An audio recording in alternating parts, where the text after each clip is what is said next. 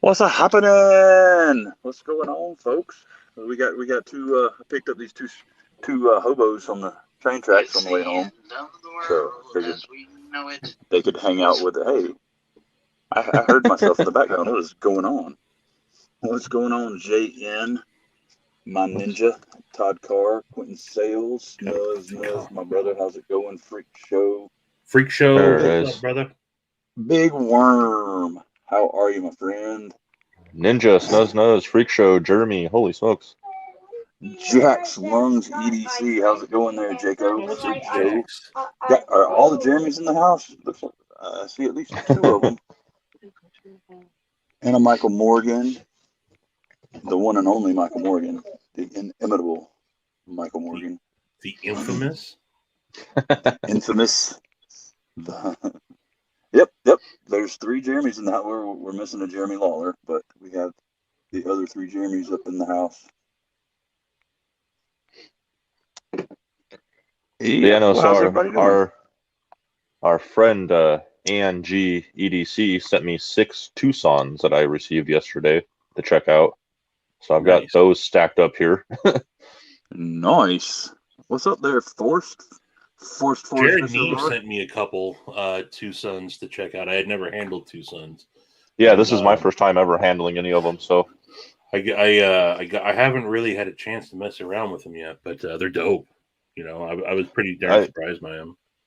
I mean, aesthetically, like the overall aesthetics of some of them, I don't really care for, but I can definitely see the quality and why people like them. The action on all 6 of them is insane. But yeah, there's one that stands out to me, and I forgive me because I stuck with the numbers. But it's the TS-196, which is this guy. And it's got the nice upswept kind of Tonto on there, and I like that one a lot. But yeah, I've only had them for a day, so I haven't got too familiar with them yet. But pretty sweet of them to send them along to me like that.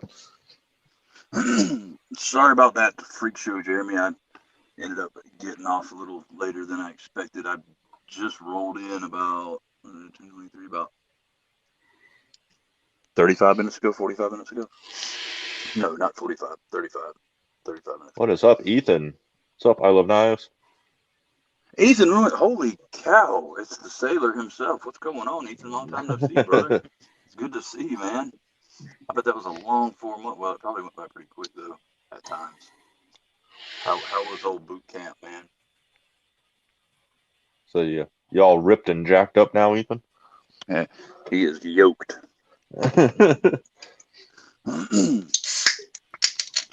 Yeah, it has been it's been a couple of days, 4 or 5 days. They're all kind of blurring together right now. It's been something else. Yeah, Jack, the milling on some of these Tucsons is sweet. Did y'all know? Now, I know there's always been weird people in the world. This COVID thing, it's made them weirder. I keep saying strange times just keep getting stranger, man. And I used to say, the freaks come out at night. Nah, the freaks are always out now, man. The freaks are always out now. It doesn't matter where you go.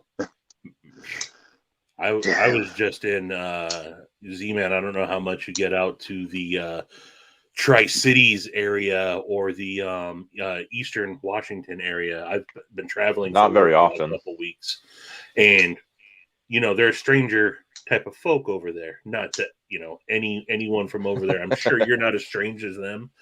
It's just yeah. There's some stranger folk over there. That's for sure. There's old Frank Castro. What's happening, Frank? I mean, Frank, I'm pretty strange, but yeah, I mean they probably think I'm strange. So who the fuck am I to judge, right? Right. And Garen himself. What's up, Garen? Good to see you, brother. No, I don't get out to Eastern Washington too much, but I do want to get out there and check out Lynch Northwest like you did. That sounded like it was awesome. Oh yeah. What's up, Bees? Yeah. Bees Blade in the house. Hey, Bistro. What's happening, bro? Ham. Let her rip, bro. Potato chip. What's up, Thrasher? What's up, buddy? Thrash man. What's going on? Thrasher, Oh, my one of my douche brothers. What's up, Brandon Thrasher, my man? Wait, you're what kind of brother? My brothers in douche. Douche. The douchebaggery brothers?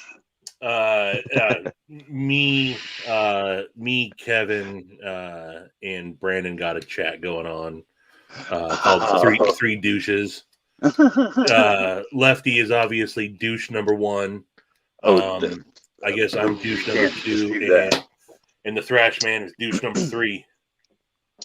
Right on. So you're kind of the man in the middle, huh? Pivot man. I guess so. Right on. Yeah. gotta plug in my phone before it dies, and we haven't even got that far into this. All right. We need to apparently check out a video that Ethan put out. He is no longer a sailor. He says not a sailor. Sadly, no longer with the Navy.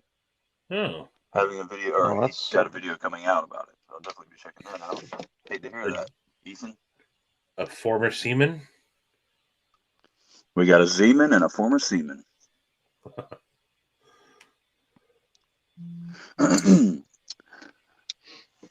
So, let's see here. Do you guys enjoy talking with customer service on the phone? No. Okay.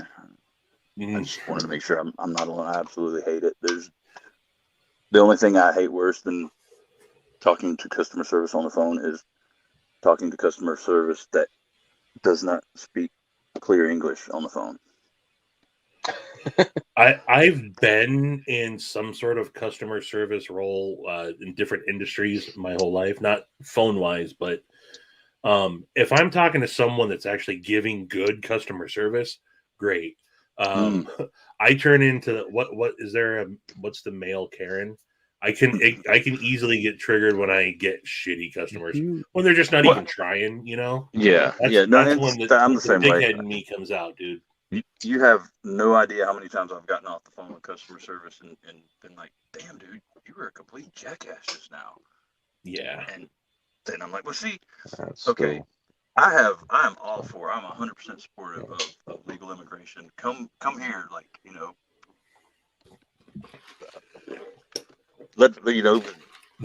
contribute. Like, I'm all for it, but you know, more diversified cultures and stuff. It's awesome. But I'm also a firm believer in if you are going to hold a position, you must also possess the skills necessary to hold that position.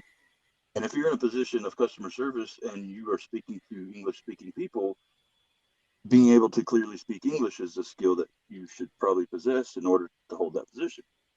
Yep. So I'm frustrated with it's basically the DoorDash support people because they're supposed to be your coworkers, right? But they're not even like real people. They're total characters. They read a script. They're like they play a character. That's not even their real name. I mean, I had a quite an experience. Yeah, yesterday I think. Yeah, yesterday it was.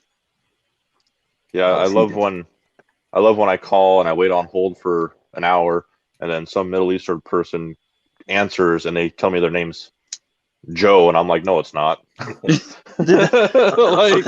on, dude. Okay, I'm gonna have to go in. I'm gonna have to go into it because this stuff is all right, what? 2 days in a row, the GPS system that they use, like that, because when you accept an order, like it automatically goes to their GPS system and it takes you where you're supposed to go. Well, 2 days in a row, it had me like way off course.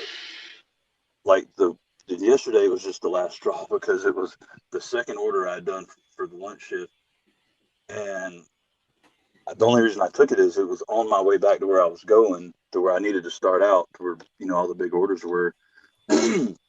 And it was like, I mean, because it was just a little $5 order, and it was on the way. I said, well, I'll just do this, grab the $5, and head back to where I'm going anyway. I get there, I pull up, and it's this medical, like a little doctor's office. And I was like, oh, it was probably one of the chicks at the front desk had ordered lunch, and I need to see if they want it brought in or left at the door, because there's that whole thing now. Like, you don't know what to do with delivering stuff to people. So I'm reading the instructions. It says, pull through the gate behind the school next to the stadium. And I'm like, this is a doctor's office. What the hell are they talking about? So I punched in the address to Google Maps, and it's the high school clear on the other side of town, like 6-7 miles away. And I've got the dude's food with me. I'm like, oh crap. So I haul ass that way. I can literally see the entrance to the school, and I get a notification. We're sorry. Customers canceled the order. And I said, oh, hell no. I pulled off the road, and I called the dash support or whatever. And of course, they like the menu comes up, and it's like, if you're a customer, hit 1. And anyway, then you end up on hold. So I'm sitting there, and as I'm sitting there hungry and irritated, the McDonald's food is wafting at me. So I just reach in the bag and grab a fry. I ate like a couple fries, and I'm like, what? He canceled it. What the hell? So I reach in, I grab a cheeseburger out, dude, and I'm unwrapping it right as she answers the phone. Hello, thank you for calling DoorDash. This is Stephanie. How may I help you? I'm like, Stephanie, is it? We'll go with that. I was like, dude, I'm taking a bite, and I'm like, it's hot out here. I'm tired, and I'm fucking hungry. But they play this little act. Like, they'll play like your butt. It's like to the point where, is this tech support or is this emotional support? Because you'll tell them, I'm like, I'm way off course for the second day in a row, like, because your GPS system took me the wrong direction and has me somewhere that I'm not supposed to be. I'm supposed to be way over here. It must be very frustrating for you to think you are going somewhere and end up somewhere else. I truly sympathize with you, and I'm sorry you were going through that. And I'm like, okay, but how do I fix it? That's what I want to know. But this day, I'd had enough. I didn't want to hear her fake whatever, and I kind of got ill, and she was in the middle of it. I said, all right, Siddhartha, stop right there. I said, at ease with the fake buddy pal bullcrap, because I'm not in the mood for it today. And she shut up. She was like, oop. And then I explained myself, and I said, this is what's going on. He canceled the order. Anyway, she kind of got it semi-straightened out, but I felt bad afterward. I was like, dude, that was a real jerk-off thing to say. But she was just doing what they tell her to do, reading her little script. And yeah, that those kind of calls can go sideways quick, man. When they're not listening, they're not hearing you, you know. And it's yes, I can certainly understand that. Thank you, Mr. John. You know, you know, but it's worse than, because it's literally like they don't listen to anything you say, because I mean, it's to the point where she'll be like, okay, well, you need to take off your clothes, turn into a frog, and then swim across the river, okay? And I'm like, okay. She's like, I'm glad I solved all your problems today. Goodbye. You didn't solve anything. What are you talking about? Wait, come back. Like, Jesus. Well, shitty. But I mean, I use most days, if like I have like a little issue and I call, like, it's funny. Like, I'll be laughing about it. I'm like, oh, it's my fake pal Kenneth, who's really whatever his name really is, but today he's my buddy Kenneth, and I'm going to sit here and chat with him for a little bit. He's going to tell me how he can sympathize with everything that I'm going through in my life, and I mean, because they literally will. They'll tell you, I truly sympathize with how you are feeling right now. It must be very frustrating. You are trying to do your job, and it's like the world is against you. Like, and they go through this whole big long thing, and but yesterday it wasn't funny. I was like, oh, don't. Oh, excuse me 1 second. Give me 1 sec. But anyway, I'm home now and things are well. Well, relax, buddy. Jesus. No, it's actually good, man. Like, I can laugh about it later. Like, in the moment, I get all irritated. But dude, this stuff, like, once I go home, it's forgotten about it. I can leave it like out there on the street or whatever. It's not like some job Right. where oh god, what's gonna happen tomorrow? Work home with you. Yeah. Later, Dion. Good to see you, buddy. What's up, Lancelot? Joe. Man, it's about to become main hustle. Thrash. It's about to become the main hustle. Yeah. You think you're gonna go with it full time? Oh yeah, dude. Like, there's no way I can't, because, I mean, it's not just like I can make like $50 more a week or what. It's like 200, 300, 350 more a week than what I'm making at the other gig. Even working like 5 days at the job I have now and then doing this 2 days on the side, I would still make a little bit less than doing this 5 days. Like, right. Well, yeah, but then who wants to work 7 days in a row? You know. Then you got to source your own benefits and stuff, though, right? I mean, I do that anyway. Like, I don't. Okay, so you're already doing that. Okay. Yeah. It literally all it would affect is where I actually work. It wouldn't affect anything else. Okay. I was just wondering. Well, shoot, if it works for you, it works for you, buddy. You dang right. King Snake Jake, what's happening? Yeah, I didn't know what to expect. And I mean, like, I'm kind of with Stevie, like, especially in high school. And I mean, at various periods over the years, I've been in some sort of customer service role. Right. And I mean, that's basically what you are now.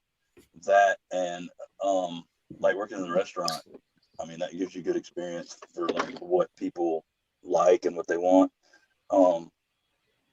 And, you know, you can apply it to this. Like, basically, at first, I was just answering everything that came through and trying to, like, deliver everything. And I was wearing myself out. I was like, this ain't going to work, man. I mean, I got to figure out a little strategy. So basically, the other day, I was like, well, dude, who usually, like, lunchtime, who usually orders lunch? Professional women. That's, like, predominantly who calls in and orders lunch. What type of stuff do they like to eat? Well, they Panera Bread. There's a Panera Bread right there in town. And then there's a burger joint and a sub joint like right there next to it. So I just parked there yesterday and just sat there and waited till like big orders came in. Dude, I made way more money than I was making like trying to answer everything. See, you're already getting smart with it. There you go. Yeah. Well, that plus I'm kind of being greedy, and I'll have 3 different apps going at once. I mean, I won't answer two orders at once, but like if 2 come in, I'll pick the bigger one and decline the other one. So gotcha. So are those like? So because I don't know fully how those work actually doing the job. Do you still clock in and then you're on for a set amount of time, or can you just do whatever the hell you please, or? You just do it whenever you please. But I mean, like some of them you have to like schedule it. Like if they have like a shit ton of drivers, you have to schedule it. And then, but you don't necessarily have to work that whole block. You can just schedule it and then work a little bit and bail out. Okay. But then some of them you just like, you can get on there and be like, oh, I want to take that order and then get done with it and get off and then, you know, just jump back and forth. Just all depends on what you want. So it's similar to Uber then. Yeah, I mean, it's the same exact thing except for people you're carrying food. Like one of them actually is Uber. It's Uber Eats is one of them. And that one, I don't know what it is like because they must charge more because the Uber Eats, like they pay big. Like I did 3 deliveries for them today and none of them were less than $10. It was like 10, 11, and then the first one was like $21 to go to carry Arby's like 10 miles to these people. Who did I? Oh, what's up, Ian? How you doing, buddy? Frank, that sounds like a blast for us, actually. Frank asked what I'm sipping on. A little bit of whiskey Coke. There's a Coke left over on the counter, and I grabbed it and poured a little bit of Proper 12 into it right before I hopped on. Proper 12. Proper 12. Never had the pleasure. Oh man, I got a bottle like a year and a half ago, and it's still it's not great, but it's there. So it's not high dollar stuff. It's what's his name? Conor McGregor's. Okay, I gotcha. Okay, it's not bad. I'd take Jameson over it any day, honestly. But yeah, it's warming the cockles for now. Right on. Don't want the cockles cold. No, you don't want cold cockles. So Forrest just put up an idea in the chat that sounds kind of cool, actually. Yes, he did.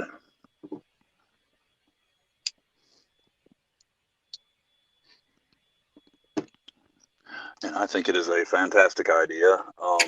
Why not? we did it. I know a couple of the groups I was in and or still am, but I'm not really active on Facebook that much. But a lot of them would do it, and it's good fun. We'd set it like a dollar amount limit, like nobody can spend over this amount, so they keep it fair or whatever. Right. More about camaraderie than it is about actually getting, gifts. It's more.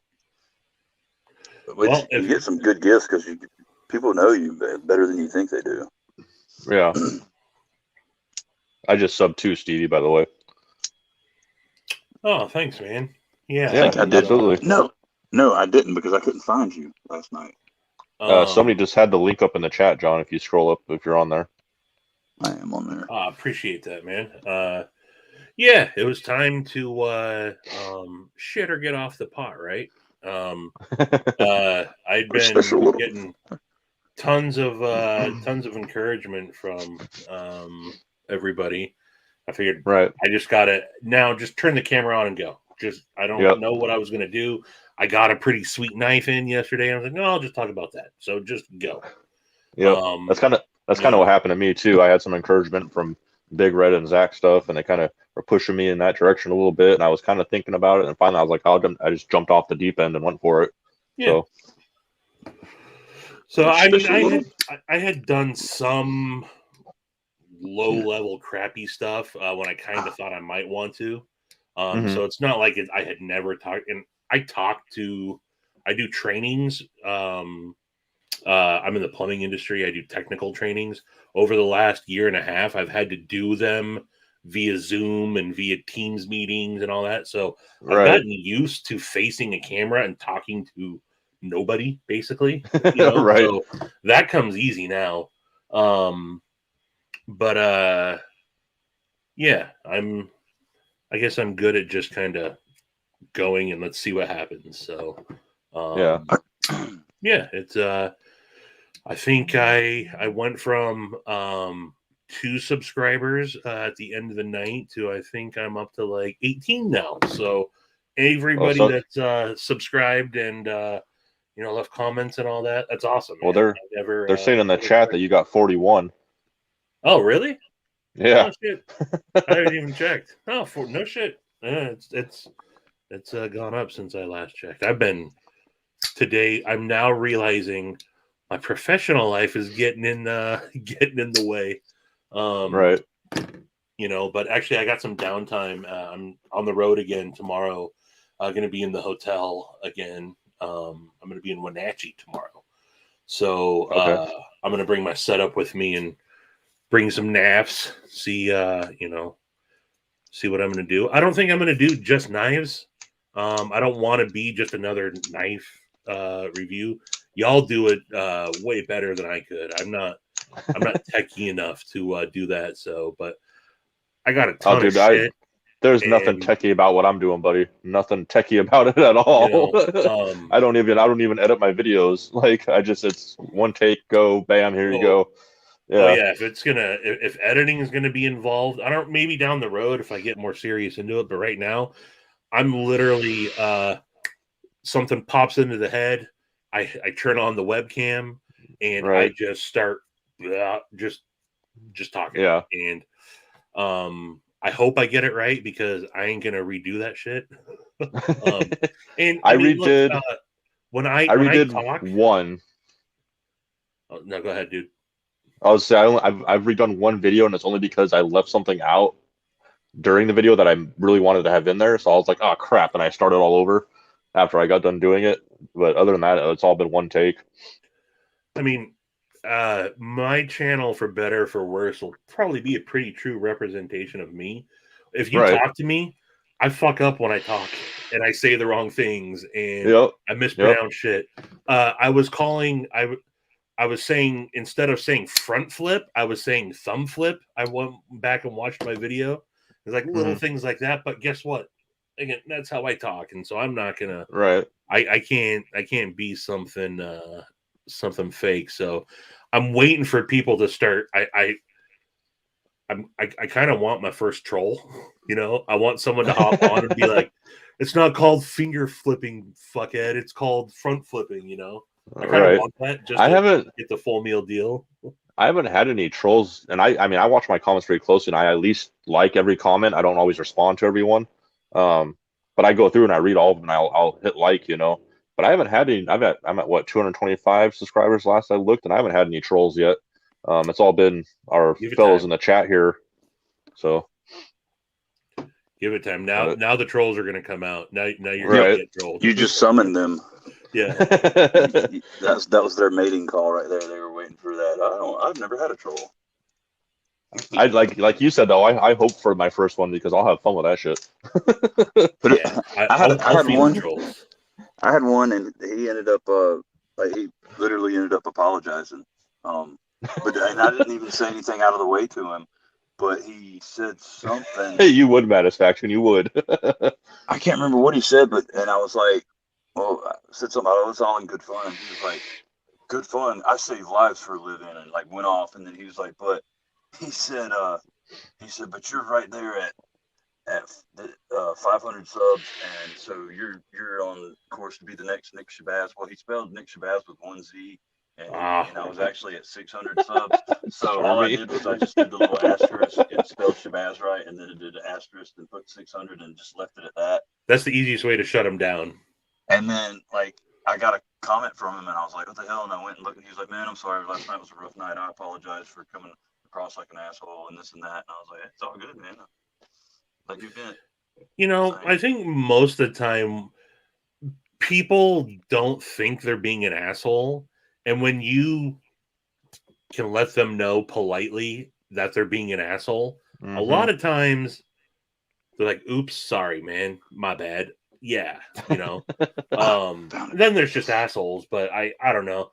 I have no problem checking people politely, be like, hey man, you don't have to be a dickhead, you know. Right. And that usually shuts it down right there. So. Oh yeah, the hot wings troll, but that was a live chat troll. That was something else, man. Whoa. Oh shit! Holy moly! Ho. Thank you, Javon. Okay, so wait. Keister. So what? Oh, we're holding up nimbles for it? Okay, hold on. Stevie, hold up your nimble. Oh, wait.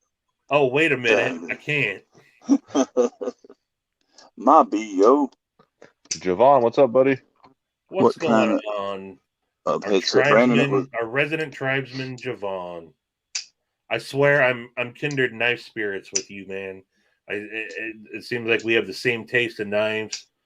You know, always seeing your post, man, bring a smile to my face. What's up there, brother Rick? Good to see you, my friend. How are you doing tonight, man? That's how I feel with Tri-State EDC Cole. Me and him seem to like all the exact same stuff, man. He gets a knife and reviews it, and I'm like, ooh, that's nice. I want that. He's officially the very first person that ever influenced me to buy something. Yeah, I think when I first found Tri-State, he had like 11 subscribers. And it was his Arcform Slimfoot Auto. I want one so bad. I had seen something about it, and so I naturally hopped on. And I always scroll through the top couple, and I was always looking. And I think if you go back and look at the comments on that video, it's from like when he first started the channel. I was like, I think I just found my new favorite review channel. But he was doing something so different than everyone else. I said, how does, but yeah, I already thought I wanted the knife, but then when I saw his take on it, I was like, I'm getting it. And it was, he was the first one that really influenced me to get something. I love how he does his videos because they're so like theatrical, and this the way he does the stories behind them, and I like that he gives the background too of the knives. Like he doesn't just so that's really cool that he does that research, you know. But his videos are just cool to watch. I love them. Yeah, he definitely puts, those are well thought out, kind of cinematographic. That's not right. They're little works of art for him, for sure. Oh yeah, he puts time into them for sure. See if that goes through. Thrash Man. But yeah, I actually ended up selling my Slimfoot.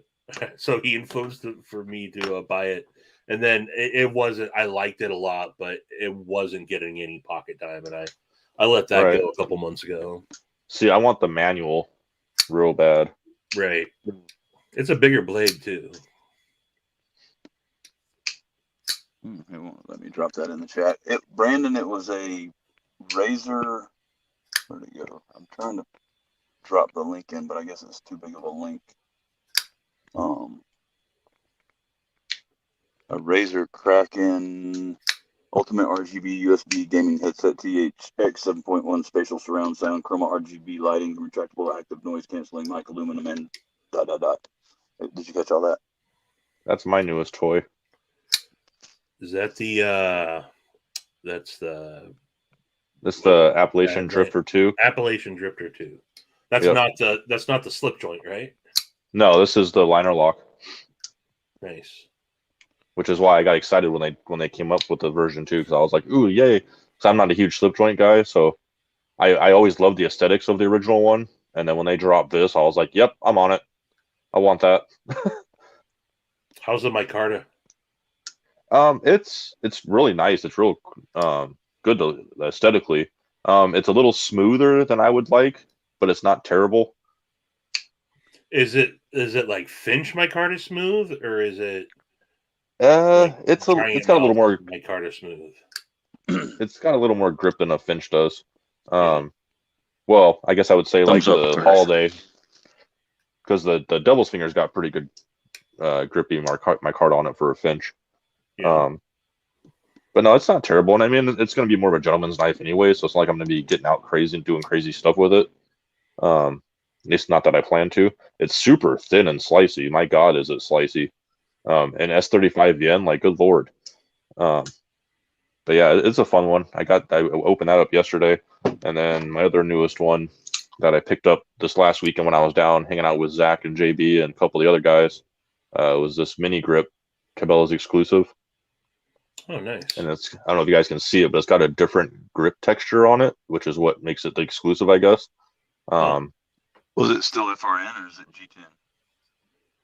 It's still FRN. Okay. Yeah. But this is the first Benchmade I've had that had such a killer action right out of the box. It was not stiff at all. I was like, holy smokes. Well, they must, that, I don't know if it's just the grip that does it, or if they did something way different with that FRN, but it doesn't have that loud clacking clack like the normal grip Jillians have. I hated that. That one sounds good. Years ago, I had a mini grip. I think it was the sheep's foot that had the thumb hole only deployment on it. Yep. And a black DLC blade, which did not hold up well, but I beat the shit out of that thing. I was still in the field. I was still a plumber when I carried that thing actively in the field. And that was my go-to. I wanted something I could deploy and put away one-handed, have one hand freed up and still. And that was my first experience with. It's actually been my only experience with. I haven't had a Benchmade since, but it's a dope knife. Well, and that's kind of my criteria for knives, is being able to open and close it one-handed, because I'm a maintenance technician, so I do plumbing and electrical, and so usually if I'm trying to get my knife, my other hand's already full. Right. So I need something that I can. So I don't care for lockbacks or slip joints, or you know what I mean. I want to have something that I can open one-handed, close one-handed, and I'm good to go. But yep.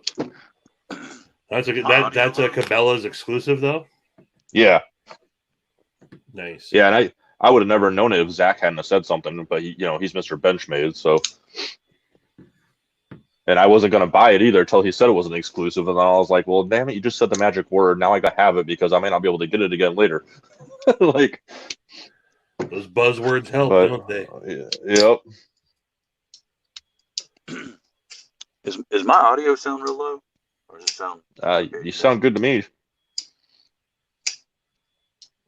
It changed. It definitely changed. It doesn't sound bad on my end either, but it changed from when before we went live.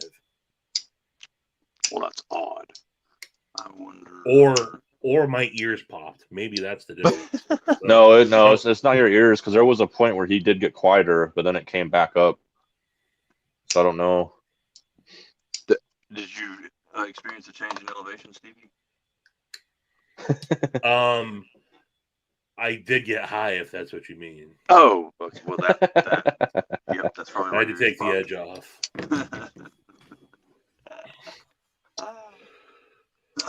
Jared White. There's a Jared White in there? Oh, right on. Heck yeah.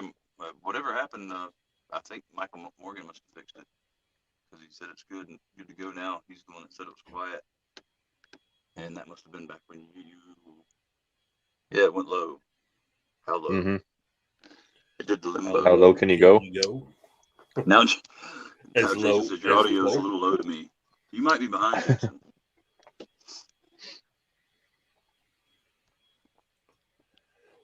You guys went down to the Lacey Cabela's. I heard some. Yeah. I tuned in briefly on JB on Saturday night and caught just that little snippet of it. Yeah, we went down to the Lacey one and met up there. So it was me, JB, Zach came up from Portland, and then Pocket Metal showed up, and oh god, who's it? D2 Arco, however you say his name, he was there. Nice. D2. I just say it D2. Yeah. Was he in there? So, but we stood out at JB's truck and had the tailgate down, and we all had our knife rolls out and stuff, checking out knives for probably a good hour and a half, 2 hours. It seemed like we stood out there. And then D2 had to take off and go to work. And the rest of us went inside Cabela's and walked around a little bit. Me and Zach each bought a mini grip. JB bought some coffee because it had his initials on it. And then we went over to the Ram and had some food, which was cool. Oh, Jan's taking off. He said he's gonna go Jazz cabbage. He is the devil's lettuce. Apparently, Jan is a spice addict, which isn't that the fake weed spice? The fake weed. The K2 weed. But I tell you guys what, I got Zach had that polymer Hogue Deco with him. Holy crap, is that thing lighter than dude? I would say it's lighter than a bug out. Yeah. But it feels solid though at the same time, which I really like. That's what I didn't like about I went in so I live by a Cabela's up here in Marysville. There's a Cabela's on how's that? Tulalip. And that's where for the longest time, that's where I would go in to test knives that I wanted to check out. And that's the first place I checked out a bug out. And I'm thinking of the bailout. The bailout is the one that's FRN and doesn't have liners, right? You can flex it. I think that's the one that I get the two mixed up. What one was it? Tanto? Is that the bailout? Yeah, that's the bailout. Okay. Yeah. That was too light for me. That wasn't. I'm sure it's it would have held up just fine, but I could flex the scales on it. And the bug out has the same problem when they have the FRN scales on it. Yeah, I was thinking if I got that, I'd put some Flytaniums on them or something. But mine, I put the Micarta, what do they call these? Crossfade Flytanium scales on here, and it changed the whole knife, and it has almost no flex to it either. And that's even with the Micarta. They have titanium ones and stuff. But it changed the whole knife, and I didn't mind it when I had the blue scales on it, but I definitely like it with these ones. No liners? The bug out? No. So the bug out is designed so the liners only come down to there on the scale. It's not just past the access lock or something. Yeah, just past the access lock. That's just how they're designed. So it's definitely not meant to be a super hard to use knife. You know what I mean? Is John trying to get our attention? I think he's trying to signal us. No. But no, I haven't had a Benchmade in years. Right. But I keep the bug out. I feel is something I should get at this point. But I would definitely. You said those are Micarta. They got Micarta scales for them. Yeah, Flytanium does. Yeah, probably. Yeah, and they're awesome. And the cool thing with the crossfade ones is I don't want to say cutout, but it's elevated lower around the access lock up here. I can see you can actually purchase it better, which is really cool compared to the regular scales. Nice. But yeah, Titanium has some great stuff for these bug outs, man, and it definitely changes the knife. And if you want a little more heft to it, definitely go with like the titanium scales. Yeah. And it changes it completely. Jason Brown, you got some of Thrasher's stickers. Thrasher, I better have a sticker in that package that's arriving to me tomorrow, man. You better not have shorted me, dude. Now, if you want to try a hard use Benchmade, oh, okay, you're still there. Get that guy. But the full size, what is that? This is the mini Adamas. Mini Adonis. Oh, okay. Yep. Yeah, so, my buddy's got that thing. He loves it. So size comparison for you. Here's a PM2. Oops, if I can get on the screen. I've never handled a PM2. Never handled a PM2. Oh, I mean, I guess it's not for everybody. No, it's just I've never had I've had my first Spyderco was a Mannix 2. And okay, well here I've got this guy. I've got the lightweight. Nice. Yeah, I got the PM3 last year on the factory second sale. There we go. And then I have a Smock, and those are the only. I feel like I want to get a PM2 just to try out, just because it seems like right. Who doesn't have a PM2, right? But one thing I just never bothered to get one. Well, and then I have my favorite PM2. Some people don't like these ones, but I love this darn thing. I got the Tonto. Oh, the Tonto. And that's also good. This is also Titanium micarta skills, but these are what they label the Lotus. No, that looks dope, dude. So I think I would be more. The Tonto would be more up my alley if I could get it in a stonewash or a bead blasted. I don't. Right. I'm not. There's few blades that I like satin. You know. Yeah. I prefer just because it seems like as a user, I'm not a heavy user, but the more I use a knife, the more I realize I just think a bead blast or stonewash holds up just a little bit better for me. And it just doesn't show as many flaws. But quit showing off these. I haven't got one yet. Jesus. What's he showing off? He's flicking his War My Leo around. Oh, nice. But no, I prefer a stonewash blade to a satin. I've somehow ended up with a lot of satin. I don't know how that happened. But I'm also looking at overall design too when I'm buying stuff lately. But like the standard PM2 and some of the other knives that I have, at this point I'm keeping around because they're comparison knives for my videos. Like I have, and people always get mad at me when I say this, but I have this silly knife that I don't really care for. But I keep it for a comparison knife because so many people love it and have it. Oh man, the Elementum was also another. I've had mine for. It was the first knife I. That's actually the knife that kind of got me looking into, like the online EDC community. But I've had mine for like 2.5 years now, and yeah, I recently got the Tanto, and I got some Titanium scales for it.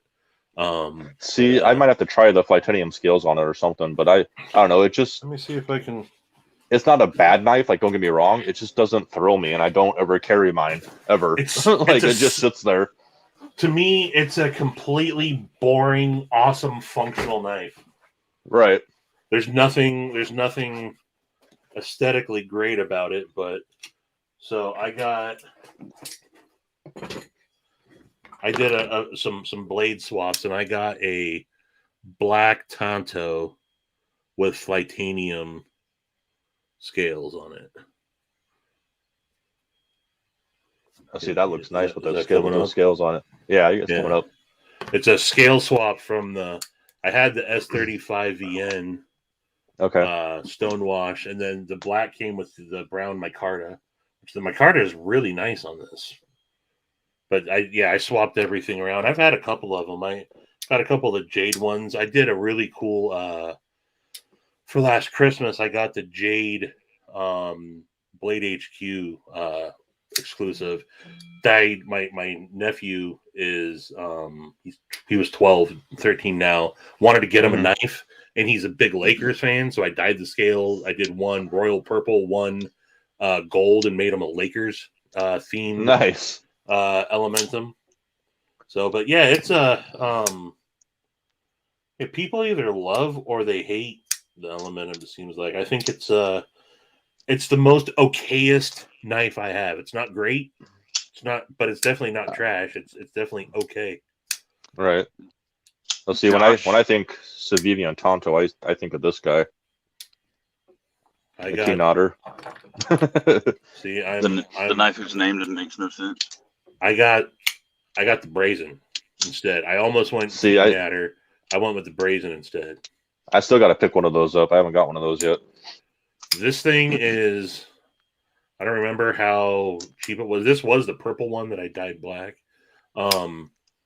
This thing is stupid. The action on this thing is just, it's dumb. This is like a $50 knife, and it's thumb stud and flipper. And I don't really carry it. It sits on my desk, and this thing is like a guillotine. I mean, it just most of my shipping labels are cut with this. Right. With this, I prefer a Tonto for. Yeah, no, this thing is it's gashed my knuckle many a times. It's with the action.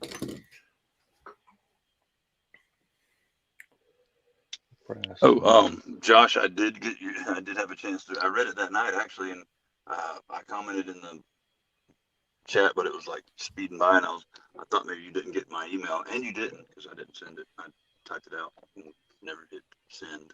But yeah, I'm kind of blown away a little bit. Top 5 most okayest knives. Yeah. Boom. Yeah, that's gonna be. I'm gonna do that because I have a lot of okayest knives.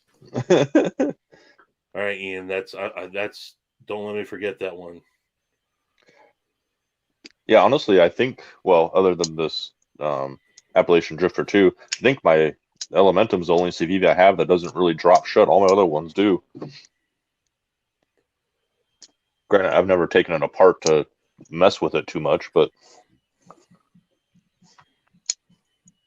and this one doesn't drop shut. But this thing's so small, light. The Civivi Lumi. What's up, G-Ball? How's it going, brother?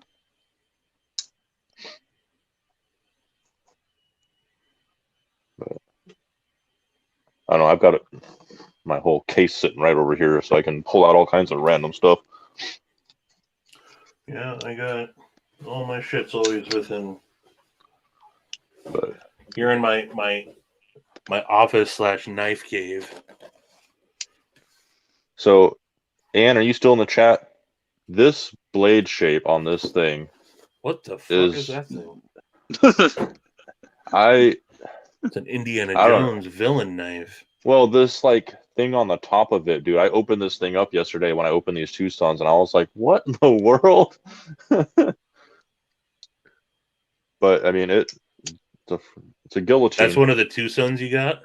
Yeah, this is what number is this? I don't know all these damn numbers.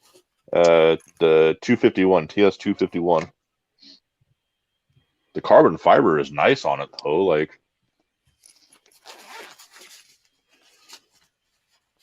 So, Jared Neves sent me the TS 267.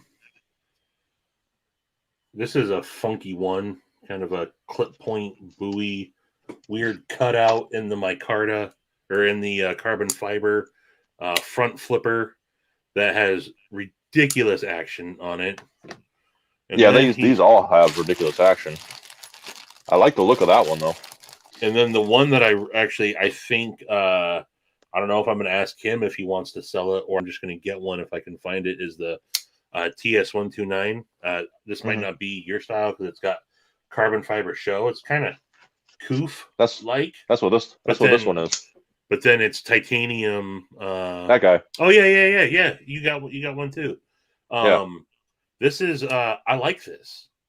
I like that kind of keyhole shape to the I can click it to the finger hole, and then the front flipper, and then it's a sheep's foot warny type blade to it. This one is I like. Got that weird. It's got that weird like curve to the blade though, like it goes. Yeah, slight little recurve, or I don't know what the fuck that's called, but that'd be fun to sharpen. What's going on there, Nick? I like the clip on this. I like the milling on the lock side.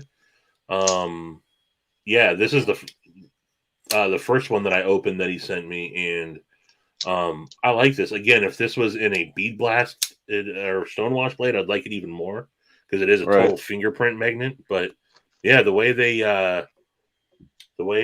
crowned the spine and everything, the little flat there on the top. I'm talking about it and not showing it. But he also sent me this one. This is a dope knife. He sent me this. Was this the 279?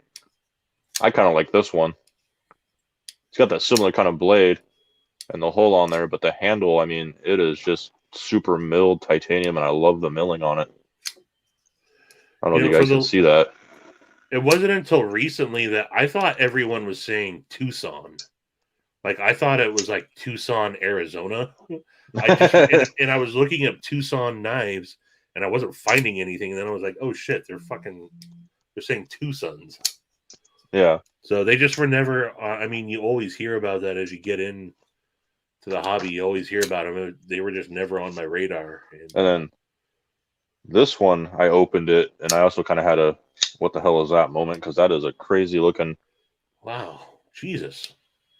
It, just by the way it's shaped down here, it's a Tonto from what I would say, but it's so thin back here, and then I don't know, it's a different blade shape. Like,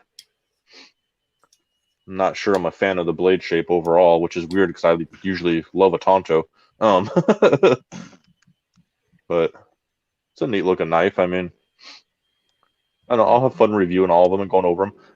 I mean, even though I may not like the aesthetics, though, the build quality is definitely there in these. I can see why people love the Tucson so much because, I mean, they're just awesome knives. All 6 of these are fantastically put together, have great action. So what's the deal with them? They're not sold through dealers. They're only on like eBay, though? I don't know the answer to that question because I've never tried to buy one. I'm sure some of the people in the chat can tell us. Jack, this is the 229. Is my audio low again? Or is it? I can hear you loud and clear. Man. Okay, good. Fine to me. That's what's up. Hey, what's up, Nick Abernathy? Good to see you again, man. I definitely remember you rolling through a couple months ago, traveling across the country selling knives. It's good to see you, man. Are you back in one place, or are you still moving around selling? White Mountain Knife sells them, Ann says. Gotcha. Your wife's gonna whip your butt if you keep saying his name like that, Z-Man. I can't help it. It's just the way it comes out, okay? Sounds like you're saying Ann. Ian. I don't know. See, now I'm going to be trying to correct myself, and I'm going to screw it up even more. Yeah, I know, right? Nick, do y'all have a website? I'm sure you've got to. And hit me with it, and I'll drop a link in the chat so folks can check her out. Oh, man. What'd you think of the John? What else was in the box that you got today? The Kern. The Kern. The Kern is well, it's sitting right in front of me. I don't know that I've ever heard of that one. You've never heard of the kern? It's the kern. It's I'm the about to brass show- F5 kern. I'm going to show you the. Oh, it's right here. Here's the kern. It's the kern. I sent him the. I had an extra one laying around. The Urban EDC Vox F5. When I sent him my nimble, I tossed it in there for him.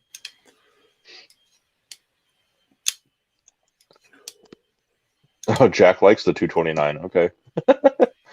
Yeah. He's over there trying to buy it off. Here we go. Yeah. I mean, I knew I had to have a store, like a online store. So, let's see if it'll let me throw stuff in the chat now. I don't know. I'm not a moderator, so maybe not. Oh, there we go. Oh, that's right. Justin Molly do sell them. I forgot about that. Thank you, Jason. I forgot about that. Mateo, what's going on, brother? Good to see you, man. Mateo, mi amigo. What's going on? What's up, Mateo? Jerky boy. Good luck with that, G-Ball. Legit cracks me up, man. You're a riot, Mateo. Yeah. Faux show. I know the one that always gets me is Winchester. That guy. Oh yeah, he is nonstop, man. He is nonstop. Yeah. And then John over here when he's in the chat is pretty funny too. What chat? I don't know what you speak of.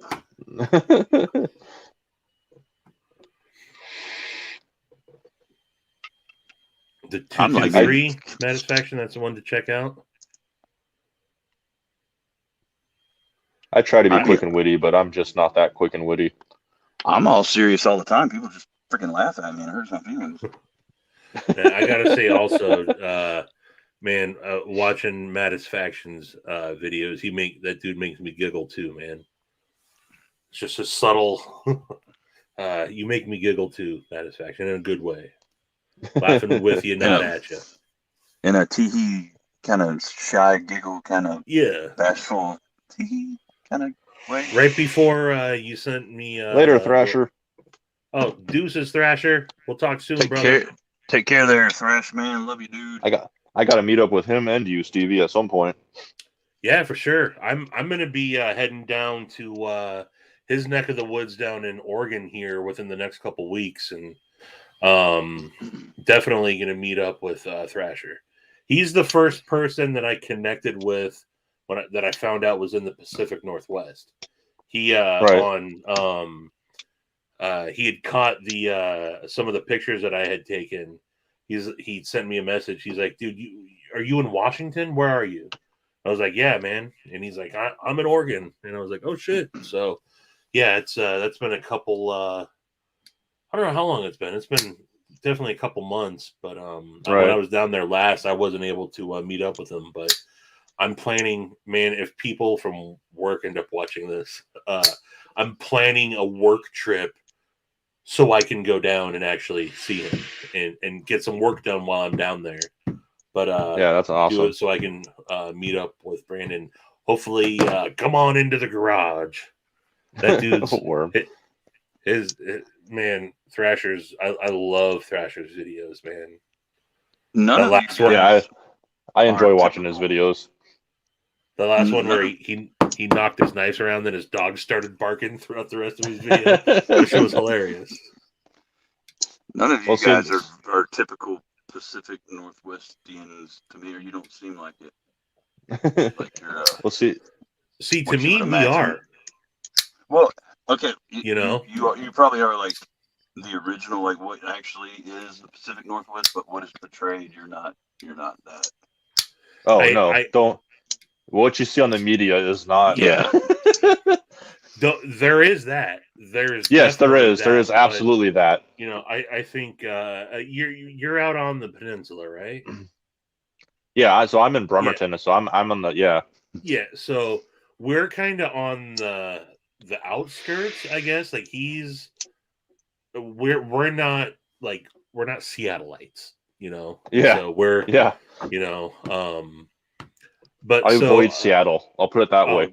I gotta work down there every once in a while, in the plumbing world, but I avoid that. I mean, if anyone that follows me on Instagram could know, I spend as much time as I can out in the fucking woods, man. And Oh, me too. where I live, I'm 20 minutes from the Puget Sound, or I'm 20 minutes from the mountains. You know, it's perfect right where I'm at, and I avoid. You know, I love the Pacific Northwest. Not always the people so much, but again, that's why I hightail it to the mountains, man. What's up, Zach? Forrest. Get you some rest, my friend, and have a great day at work tomorrow. Love you, brother. Deuces, Later, Forrest. Zach, man, what is going on? We got Zach, man, in the house. No, the first person I came across that I found out lived up here was Big Red, and I stumbled across his channel and then found Zach stuff and everybody else from there. But I was going because I was watching all the big channels for a while, and then somehow I ran into his live one night, and after that it was down the rabbit hole, and I found all these great people now. But it wasn't until I forget who said something. I had been watching Big Red for, I don't know, I've been watching his shit for well over a year. Never knew that. Oh, it was in the chat one night on one of John's lives, that he was like, "Yeah, I'm up here too," and I was like, "What? Right? There's more of us? Yay! Yeah, there's a whole bunch of us up here. Yeah, now I see a bunch of them. I don't know if you follow. I think it's EDC Eric. He's in Seattle. I met up with him and I bought a knife off him. Okay. And there's another gentleman that goes by Bremerton Watch, and I haven't seen him in the chats in a while. But according to JB, he's in the area, and by his name, I'm assuming he's in Bremerton. But I wouldn't. I mean, but yeah, there's a ton of us, right?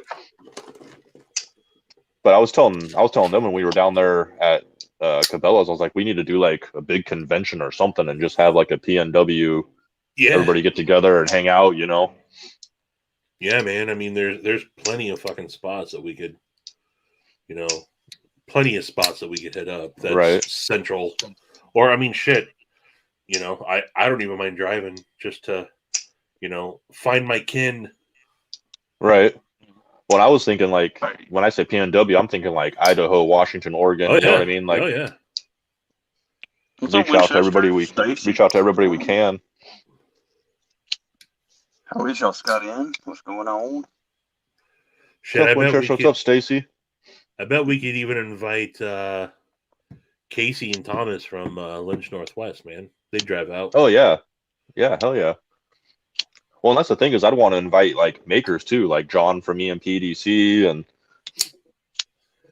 Koenig from Idaho. Invite Rick or aren't CRK, isn't that Idaho also? I think so. Chris Reeves. Is it Chris Reeves or Hinder? One of those two were made in Idaho. Stevie. What? Your other rabbit hole escort is in the chat. What? Knife Nerd Reviews. But there's also a company on Instagram. I don't PNW Toast. He does like the Nux. Oh yeah, the Nux. Yeah. Yeah. He's one of the big ones too. Like everybody going crazy for his Nux. Those guys are. He sells them for like $120, and then you're seeing people flip them for like $3, $4. Who I just realized Arcane Design is here too. Are they? Yeah, Arcane Design's in Seattle. Oh, I didn't know that. Well, shoot. Yeah, I was looking at Arcane Designs. I was like, holy shit! Yeah, Israel is in Seattle, man. I'm going to make it even worse, Satisfaction. I'm going to put your comment up there. Someone said Hinder, the beacon has been lit. Now we wait. Give it up. 2 minutes tops. 2 minutes tops. Is there an open spot on the panel? I'm not in on this. I don't get it. Brant. Yes, bring the donuts for sure. Hell yeah. Ooh, donuts. What kind of the voodoo donuts, the magical donuts that I've never had. That He's down there in Portland near Zach. Oh, nice. Yeah. I go nuts for donuts. Yeah, man, that would be fun, man. And yeah, and I think if we throw it out there and give it enough time, we can, no need to. I think we just cast the net, see how many people, might be interested.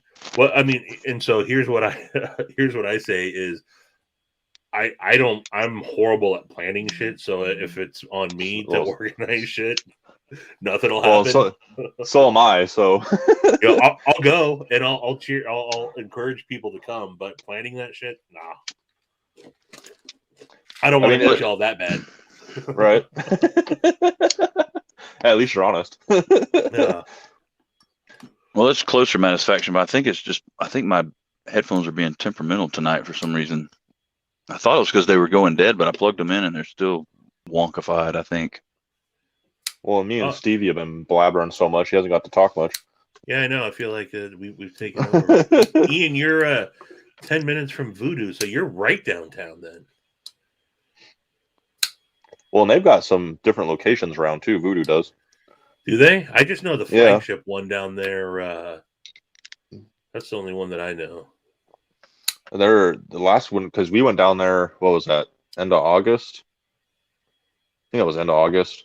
And I met up with JB and Zach, and JB did his SKL live with a bunch of us in the room and stuff. But anywho, we went to Voodoo Donuts and checked it out, and they told us they were getting ready to set one up in Vancouver, Washington, just over across the bridge. So they're slowly spreading outwards, it seems like.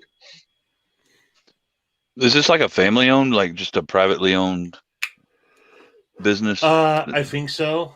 They make crazy different. You can get donuts with fucking cereal on them, and put my own cereal on donuts. They're it's a very trendy Portland hipster donut, if that makes sense. But they're tasty though. They're good. Someone mentioned going down rabbit holes. Mm-hmm. Go down the conspiracy with Voodoo Donuts and all the connections to Epstein and everything. That'll blow your fucking mind. Oh, I didn't hear about that. Oh, that's a rabbit hole you don't want to go down. I started to go down that, and I was like, nah, I like Voodoo Donuts, so I gotta get back up to the top side there and not go down any further. But there's some right. Yeah, that's all I'll say on that. Look into that shit. Dwayne Letterman asked, "Is the Drifter 2 as good as it looks?" And he's thinking on it. Yeah, so I would say it's as good as it looks. The only thing that I would point out is it's not drop shotty because it's a super, super light, thin blade. But other than that, the action is on it. You can finger flick it with the folder that's on there. It's got that top front flipper, whatever you want to call it. But I like it. I think it's what I was expecting. Great little slicer. Z-Man, you know what is drop shotty? Yeah. Oh, yeah. I know. Oh, I know. Doesn't it just make you happy? Well, isn't dude, that a happy knife? I've got to say that the back flipper is the most satisfying flip of any knife. I don't know what it is. It's so you can't. Yeah. Like you can't fail it. Like it just. Yeah. Yeah. No. I mean, it's just so damn fidgety. You can't not like it. Like and it's a good knife, man. Yes, it checks all the boxes aesthetically, blade shape, I mean, that's kind of my blade range that I like. I like a bigger knife, but that is more realistic for me. And just, again, the acoustics of it, the clicks and the clacks and the, until that's one of those knives, until you handle one, you don't realize, oh shit, the hype is fucking real on these things. Well, and every single person that's reviewed it has done a stellar review of it. Like I haven't seen a bad review of this knife at all. So I mean, that should tell you something. And there's a lot of big names that reviewed it. So yeah, I would. I'm almost scared to get the XL version when they come out with it because this is so perfect. I want the Tonto version so bad. Yeah. I want the sheep's foot with the brass that Stevie has got me lusting over. I want them I don't. all. Yeah, with that I want too. all the nimbles. Gonna Well, Pokemon I'm the still hell out waiting of on them. my thick. I'm still waiting on my thick boy right now. Word. I would, however, I mean, not that there's anything wrong with this at all. It's absolutely perfect. Just something different. Throw, like this similar blade stock as the F5.5, like blade stock and You think make it a scales, little thicker? a little beefier, just Yeah. for the fun of it. You Right. think so? A little beefier? No. Well, I'm not saying like not make this beefier. Do a version of it that's beefier, because I mean Oh, this is okay. just for something different, shits and giggles. Right. No, I think this is perfect like it is. I mean, Well, Well, and he's got the XL. He's working on the XL. He's working Yep. on, and Well, he's he's doing. so, man, when you see him post his stuff, he's so jazzed about it, and like Oh so yeah, he's like a little genuinely, kid. yeah. And if I was putting this out, I'd be jazzed too. yeah, and I mean, I like that shit, man. Like I've said before, I like the story behind Mhm. the makers as much that I might not always dig the knife aesthetically a lot, but if I like the maker and what the story that they're telling, that's what Yeah. draws me in, man. And Right. him, I mean, he's And just such seems like such a. I've gone back with him minimal amount of times. We've had some dialogue back and forth, and just he's again one of those guys that no one says anything bad about him. Everyone that knows him is cool with him, and right. Well, and what the thing that sucks me in, like with him and with some of the YouTubers that I follow heavily, like JB and Tri-State, and is they all have that passion, and you can see it and hear it, and it's visible. And I have that same passion for it. So to see somebody else have that same passion, get excited, and act like a little kid over a knife, it just gets me more excited. And I'm like, hell yeah, let's do this. You know what I mean? right. So when they have that kind of passion about it, it just sucks me in.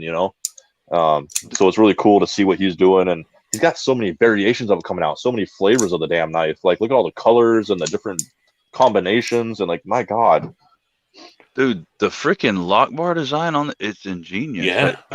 Dude, at first, like when I first saw, I thought that the lock bar interface. I just kind of glanced at it. I was like, "What is it landing on the jimping on that?" But no, it's like, dude, it's under the actual lock bar interface is under the flipper tab.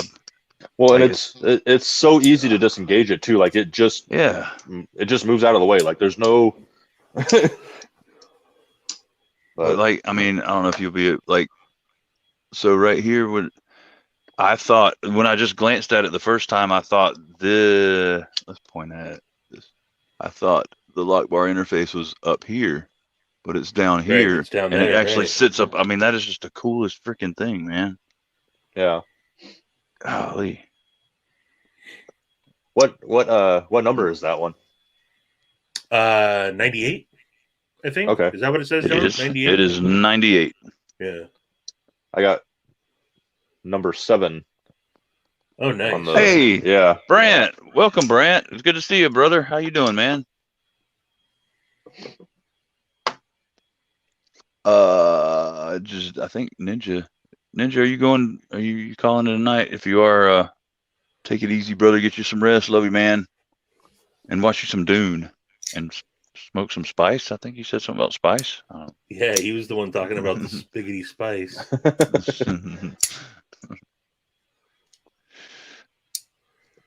Debt collector 41. Siobhan called it. I saw him. He posted jazz cabbage. The jazz cabbage. I've never heard jazz cabbage, and now it's forever jazz cabbage. Just the jazz cabbage. You partake of the jazz cabbage in the glass saxophone. Right. Yeah, it looks good. Collab. I have not, but I'm intrigued of a custom knife factory Marfione collab. Dude, man, those Marfione knives are ridiculous. I didn't see who posted that. All I saw was CKF and then collab, and I instantly knew that's my boy. That's Knife Nerd Reviews. He is drooling over that thing all sorts of ways, man. What's up, John? Yeah. The Urungus fungus. The Urungus fungus. Yeah, John's got the man. He can be a horrible influence on me, man. He shows me all the. He's the first one that showed me the Shiros and everything, man. He loves those. That's why I call him and Frank your rabbit hole. Yeah. Oh, that's what you were talking about. Yeah. Yeah, they escort you to the rabbit holes and lower you gently into them. He's got a couple of those omens coming in, man. Those Sharp by Design omens. Right? Are they Sharp? Nice, I'm sorry, not Sharp by Design. Fanatic Edge. Sorry, man. Those omens coming in. Josh is still in here. I wanted to show something that he had sent me, but I wasn't sure if he was cool with it. But it blew my mind. It'll blow your mind. So if you're in here, Josh, I think you know what I'm talking about. If it's cool, if I show that. That's awesome, Stacy. Happy birthday, by the way. Oh, yeah. Happy birthday. I didn't notice that. Oh, happy birthday, Stacy. Holy shit. You're 22 today? I still haven't handled a Rutland. JB's supposed to lend me his, though, so we'll see. Man, I got Lefty let Thrasher borrow his Evo. Mm-hmm. Check it out. And then Thrasher just sent it to me.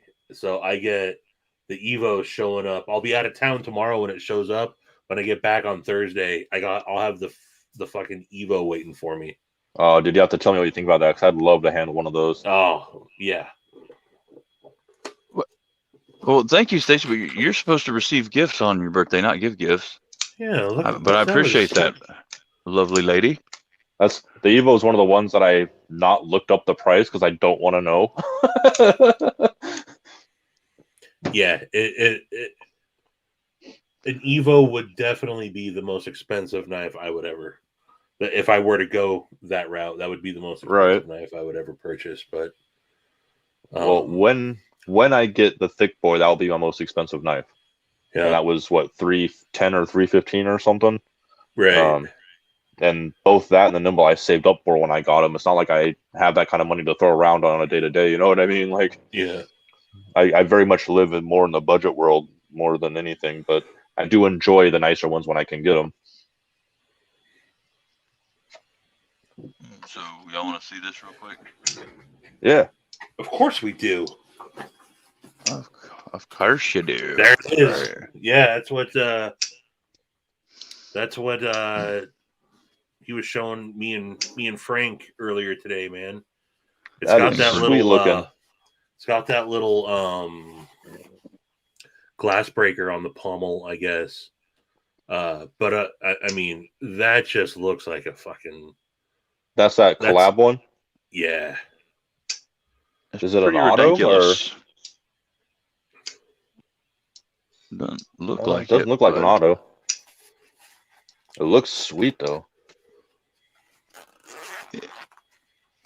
I wouldn't call that a clip point. It's almost a drop point, maybe. I don't know. It's kind of a fine line between the two. it's like a clop point or a drip point, one of the two. Yeah. That's a sweet looking blade though. It is. Yeah, that thing just looks badass. I like it a lot, ANG says. I got another it kind of got overshadowed by my Chavez, but I also got in yesterday. I got the Axon frame lock. Nice.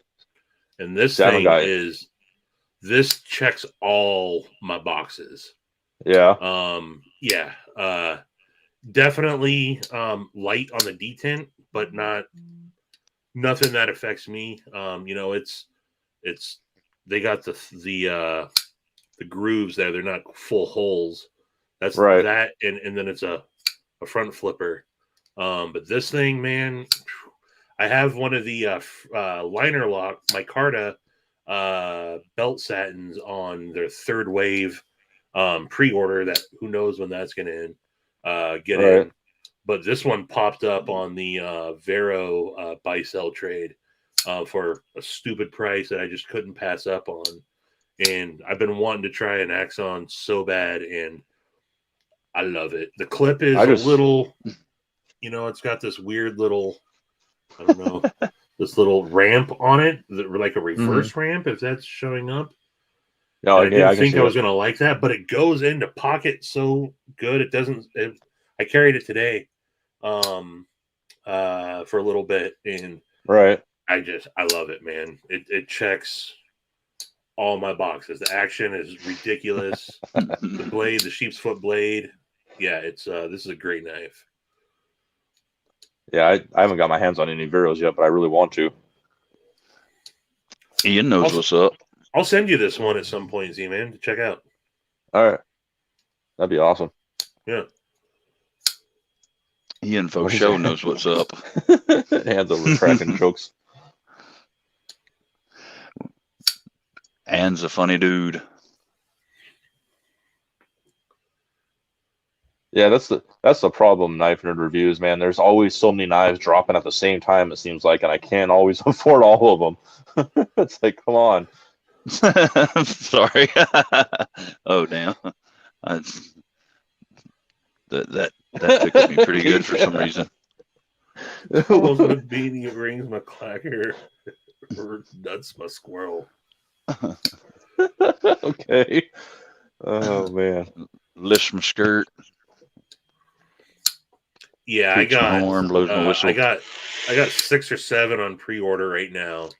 I think the 3 that I should get this year, so I'll get the Forest. That should be shipping soon, right, John? The Forest should be It should be like any day, I feel like. Aren't you in on that one too, John? Mm-hmm. Yeah, so I got the Forest coming. I got the Thick Boy and the Nimble. Those will probably squeak in before the end of the year. But then, yeah, I got the JK Mini. I got the Jaeger M. I got the Avant. And shit, I don't even remember what else now, man. But yeah, it's been the year of pre-orders. Next year, I'm not gonna have to buy any knives next year. I've already bought them all. Those Avants look sweet, man. Like they did a stellar job with those. Yeah. Did you get one of those to check out, John? Did you get to check out one of the Avants? No, I haven't checked that out yet. Yeah, that's another one that seems like it's going to check all my boxes too. Yes. Well, and I can never remember this. Beef skirts. I do too, bees. I want the Thai Asher as well. Great Lampino sucks on the org. Oh my god. Do you mean the Thai Spiro?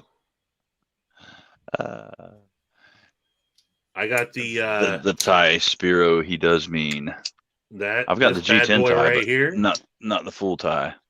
I just got this one last week, and that's another one. It's been a pocket dominator so far. I love this knife.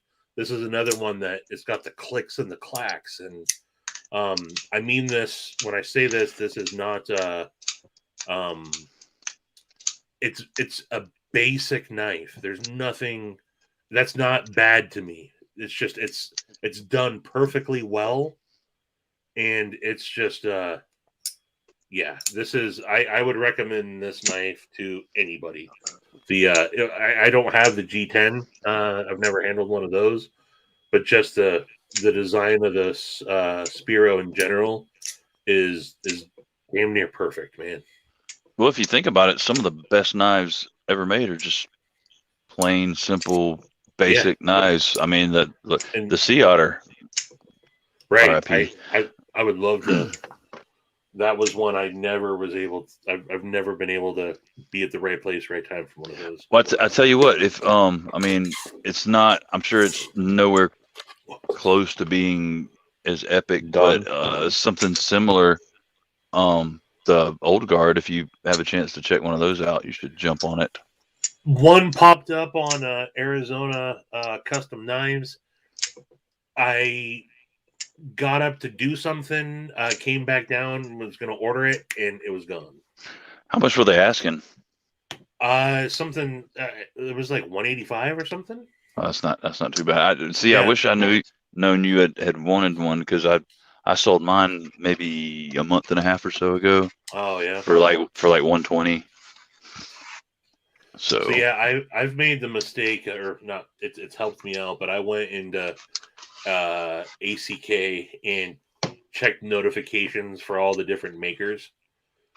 So, and I got those set up to get email alerts now. So I'm always throughout the day looking at my Arizona custom knife.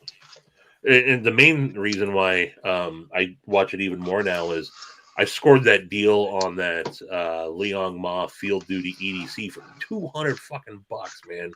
So sometimes they just got stupid deals on there. Which is insane. I really want that. Oh, go ahead.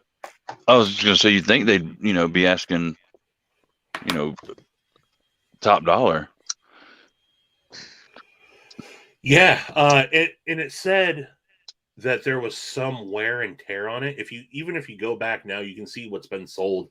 If you see the description of it, it says like there's wear on it.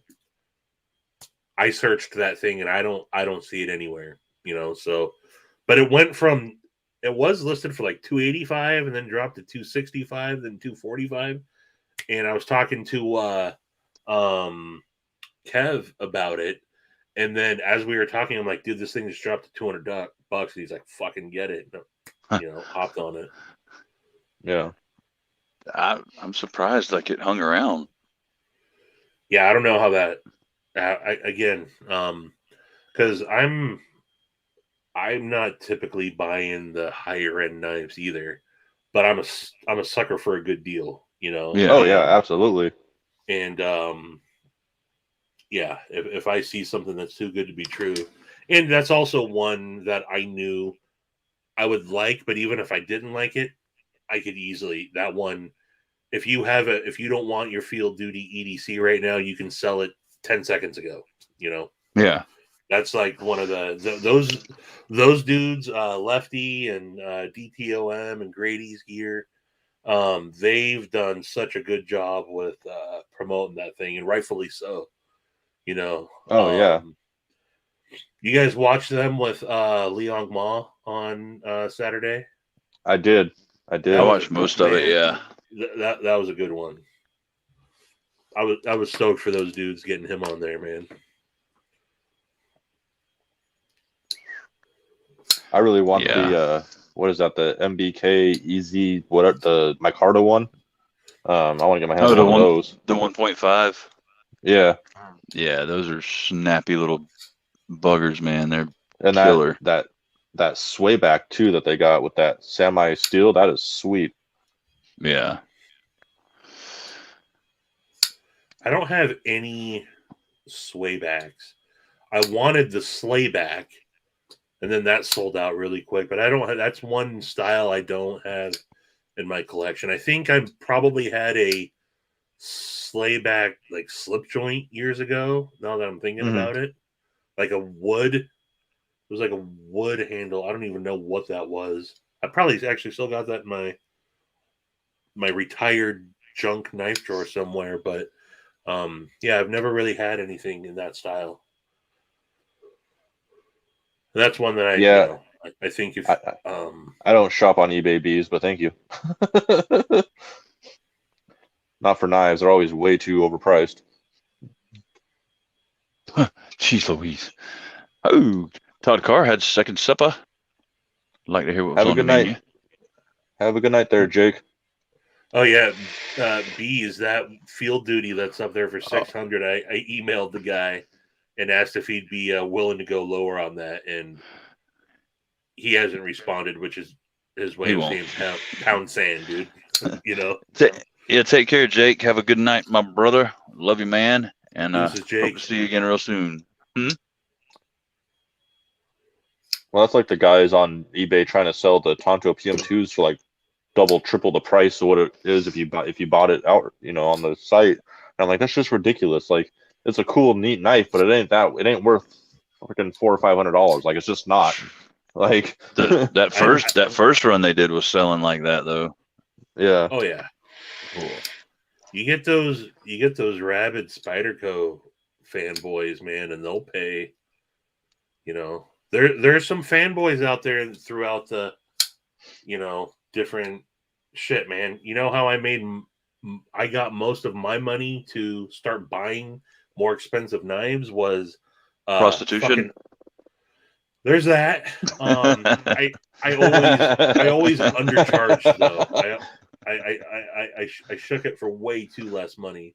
No, I played the Olight game for a while, and I got some of those crazy different titanium versions of their S2R baton whatever, right, and realized how rabid it was, and was able to flip those sets like over Christmas time, and I made I made good money, and that's how I started buying. It funded my my venture into 2021. That's how I started getting as much as I did, was off of flipping Olights. You know what I had at one point? Cedric, he's like I think he's the sales manager with Going Gear or whatever. Out of the blue, he messaged me in a group and was like, "Hey, if you were," because I had mentioned looking for a brass flashlight, and he was like, "Hey, I got these.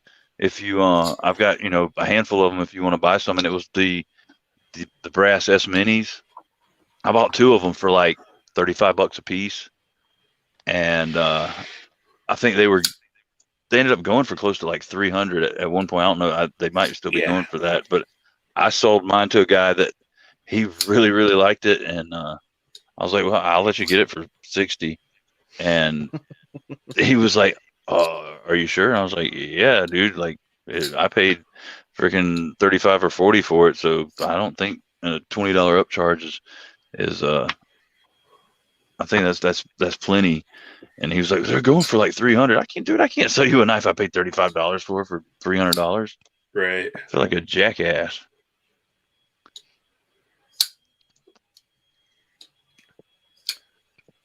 You work down at the docks. The only reason why John knows I work down at the docks is because he used to spend his money down at the docks. I was about to say he used to buy down at the docks. That's how me and Knife Nerd Reviews got acquainted.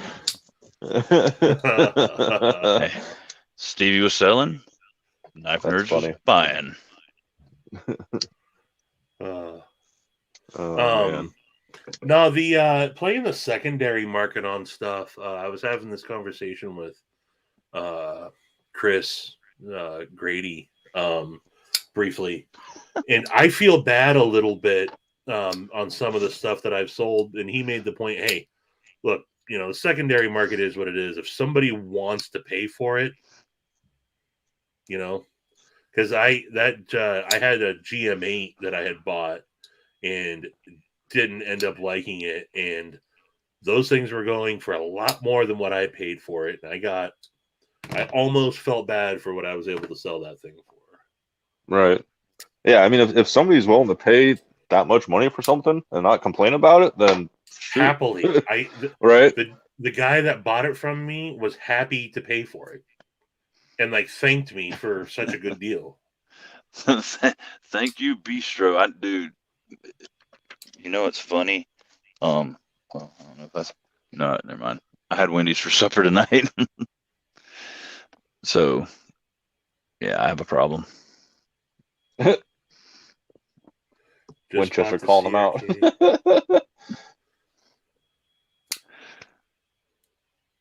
That's not enough for the whole meal. Damn. Well, it depends on. I can eat at Wendy's for $5. We lost him.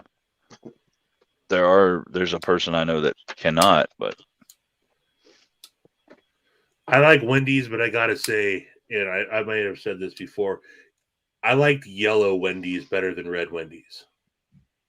Yeah, faux show. There's something different. When Dave went away, it seemed to have lost its But man, they're fun. They're a funny account to follow on Twitter, though. They're witty as shit on Twitter. Wendy's account is. They do not. Well, I think maybe they do now, but the daggum junior bacon cheeseburger damn sure ain't $1 no more, like or 99 cents. No, like they moved all that shit. Dude, that was my jam. I'd go to Wendy's and I'd get 2 junior bacon cheeseburger, a biggie fries, and a biggie drink, $4, and stuffed. And you could toss a I bet you could. On there for, Bees, you got to go with the Son of Baconator, though, man. That's just I'm a stickler for bacon, but the Baconator is just it's too much. It's the Son of Baconator. That's my go-to. I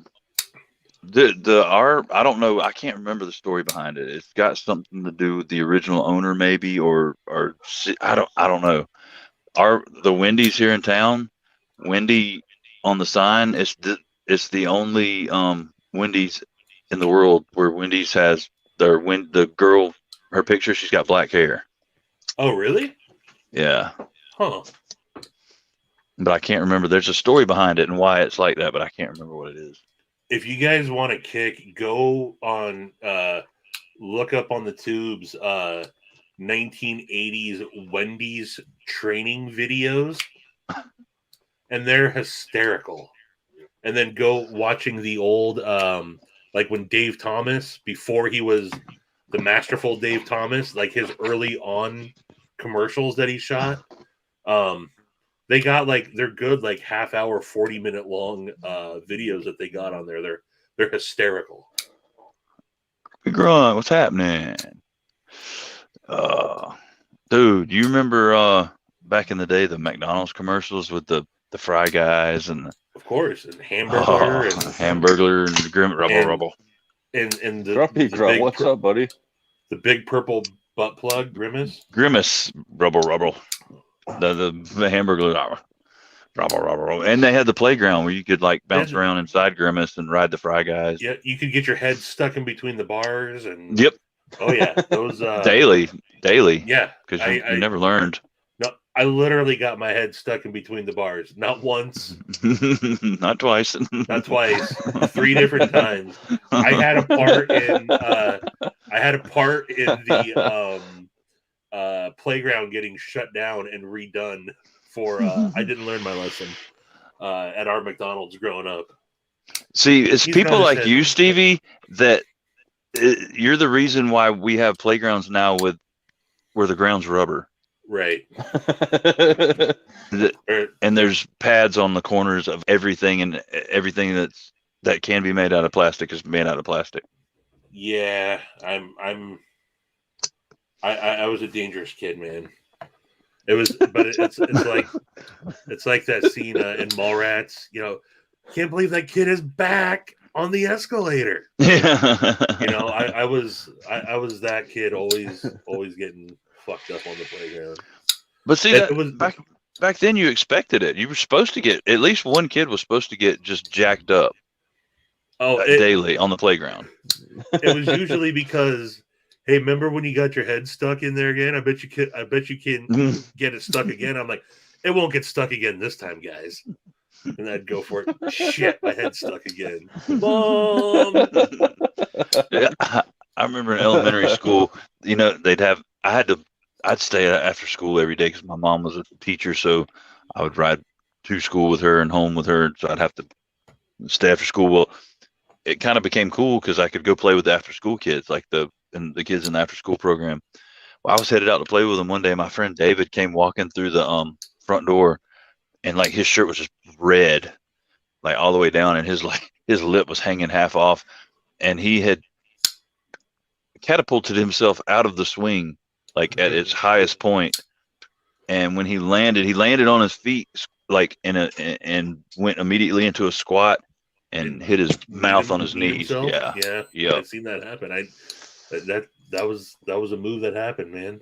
So therefore he had to get stitches in his knee and his lip. Fucking David, man. That fucking David kid, man. And you know what they did about it? They said, hey, be careful when y'all are jumping out of the swings. Right. Yeah. Be more Right. careful, kids. Be more mindful of what you're doing. Yeah. Today, they would take the swings down immediately. Playgrounds used to be way more dangerous than they are now. Way more dangerous. The playground that I grew up in, so Z-Man, I grew up in the Mount Lake Terrace area, if you know where that is. Okay. Yeah, The school's no longer there anymore. They recently tore it down for the link light rail and everything. But the big thing on our playground really was just 3 giant tractor tires, and they had them spaced out, and you would just try to jump from tire to tire, and no one could. Kids were getting their ribs broken and face planting into these big tires.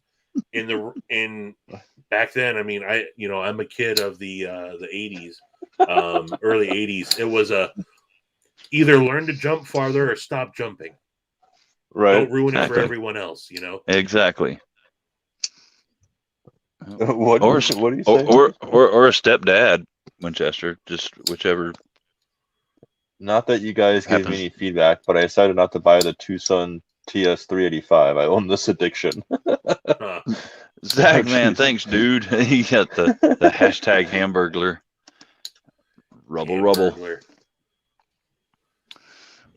I never understood. Way cooler back then too, man. The toys that you'd get in the Happy Meals and shit. Oh yeah, I these never were way better back understood then.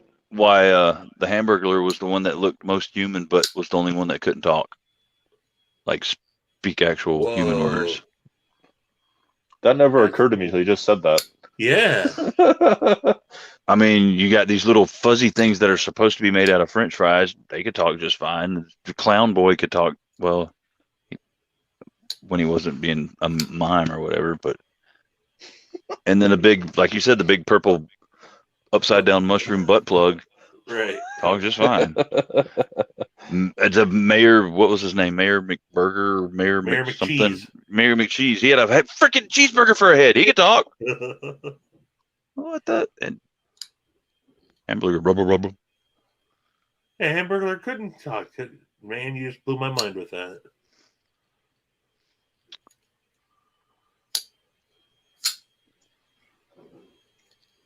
Oh man. I think our most epic moment was when we decided that it was a good idea to stack 2 igloo coolers on top of each other and prop a sheet of plywood up to make a ramp. Yeah, because the one cooler just wasn't enough. Right. It was not enough. That was the first time I thought I was going to lose my my boys. Yeah, because when I hit the nards, I hit that ramp, and as soon as I hit it, and the top cooler spit it out, and the bike shot straight up in the air, and I landed the BMX seat. I landed on the point of it right in my. So, again, being the stupid kid that got his head stuck in the bars, they also. This is so stupid. I can't believe I'm saying this.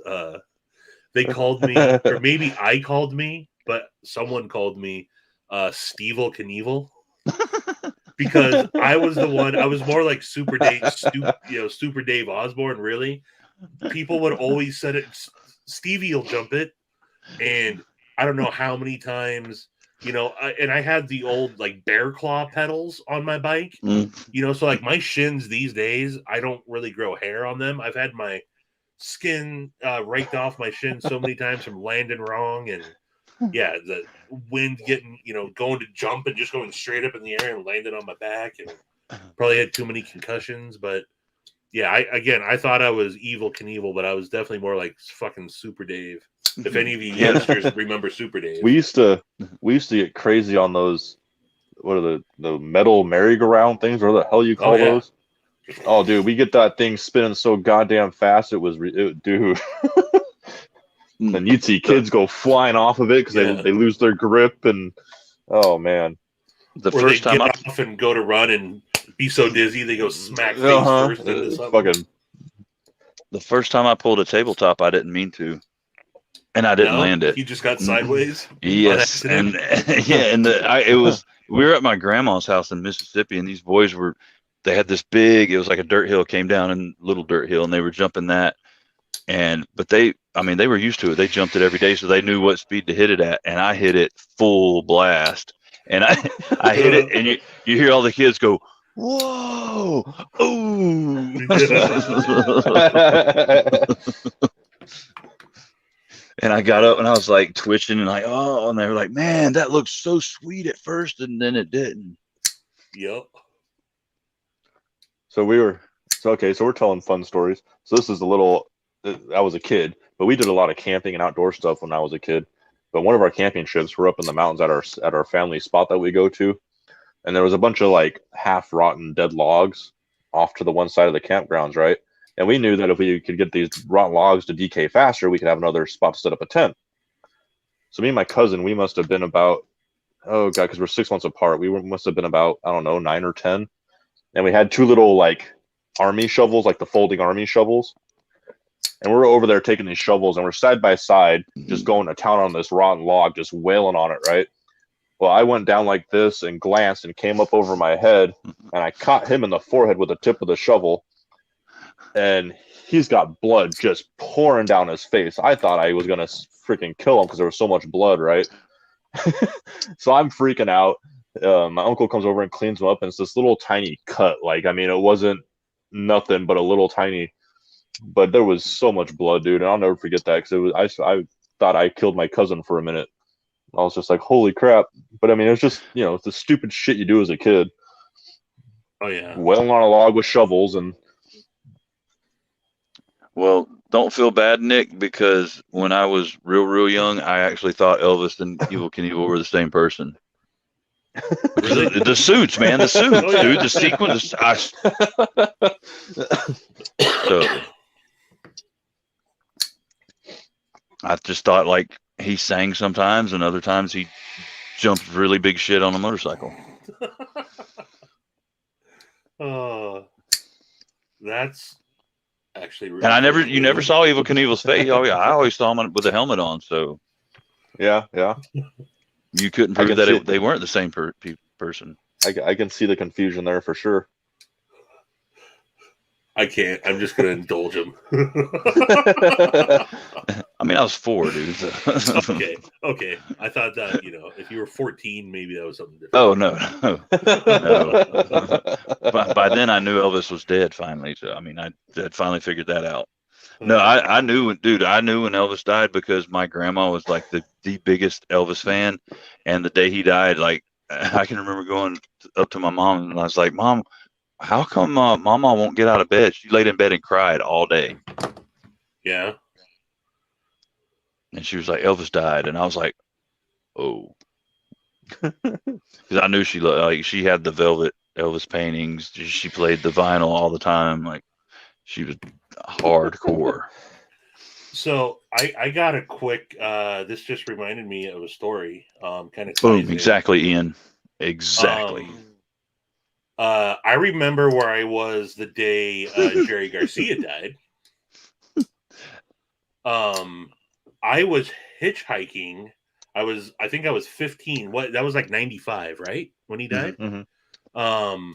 I was me and my friends hitchhiked from up here down to Burnside skate park in Portland and hitchhiked back. And on the way back, we got picked up by some deadheads. All right. What I missed? I was bummed when I found that. There goes that fantasy. Oh man. Yeah, I got picked up by some deadheads who were burning black candles, and they were sad, and we're like, "What the hell just happened?" And they're like, "Brother Jerry died." I'm like, "Oh shit!" So that's something I'll always remember. That got picked up hitchhiking that day.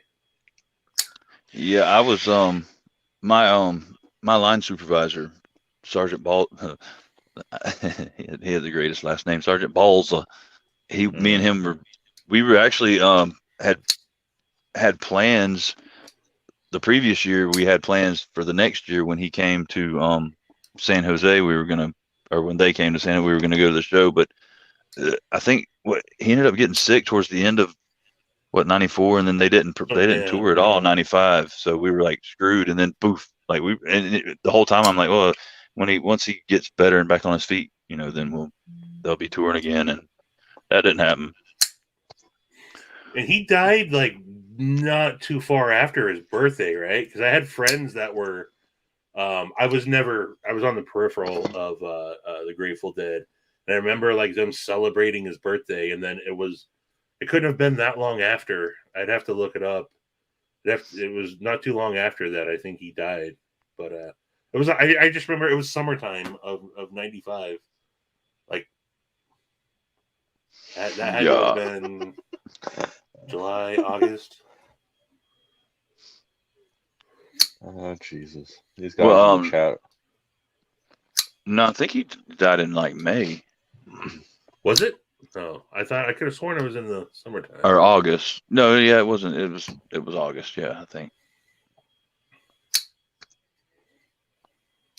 Let's see. Let's look up Jerry. It's gonna kill me now. Jerry Garcia. August 9th, 1995. Born August 1st. So my memory isn't horrible. It's not too terribly bad. It's not too horrible. Winchester. He's not the chunky kid. It's Horace. Do you guys not know Monster Squad? It's Horace. That's my jam, man. I love Wolfman doesn't kick him in the nards. Wolfman doesn't have nards. Because remember, they call him Fat Kid, and then at the end he goes, the name is Horace, and cocks the shotgun right after he blasts Wolfman, or the creature from the Black Lagoon, Swamp Man. I've watched Monster Squad ad nauseum, so. Freaking Ernest, man. Ernest P. Worrell. Yeah. I'm a real man. Know what I mean, Burn? Tasted quiche. Ernest Goes to Camp was my shit. Know what I mean, Burn? Know what I mean, Burn? He was Jim Varney was awesome, dude. Yeah, he was. I always considered Pee Wee Herman like a wannabe knockoff. Well, I was going to say they come from that era, where Jim Varney was able to become Ernest, and Paul Reubens was able to become Pee Wee. I couldn't discriminate between that because I was a Pee Wee fan too. So Pee Wee's Playhouse is one of the greatest shows of all time. La la la, connect the dots. La la la, connect the dots. Just a mecca high. Wait, he had tiny toe. He had gun safety videos. Wait, hold up.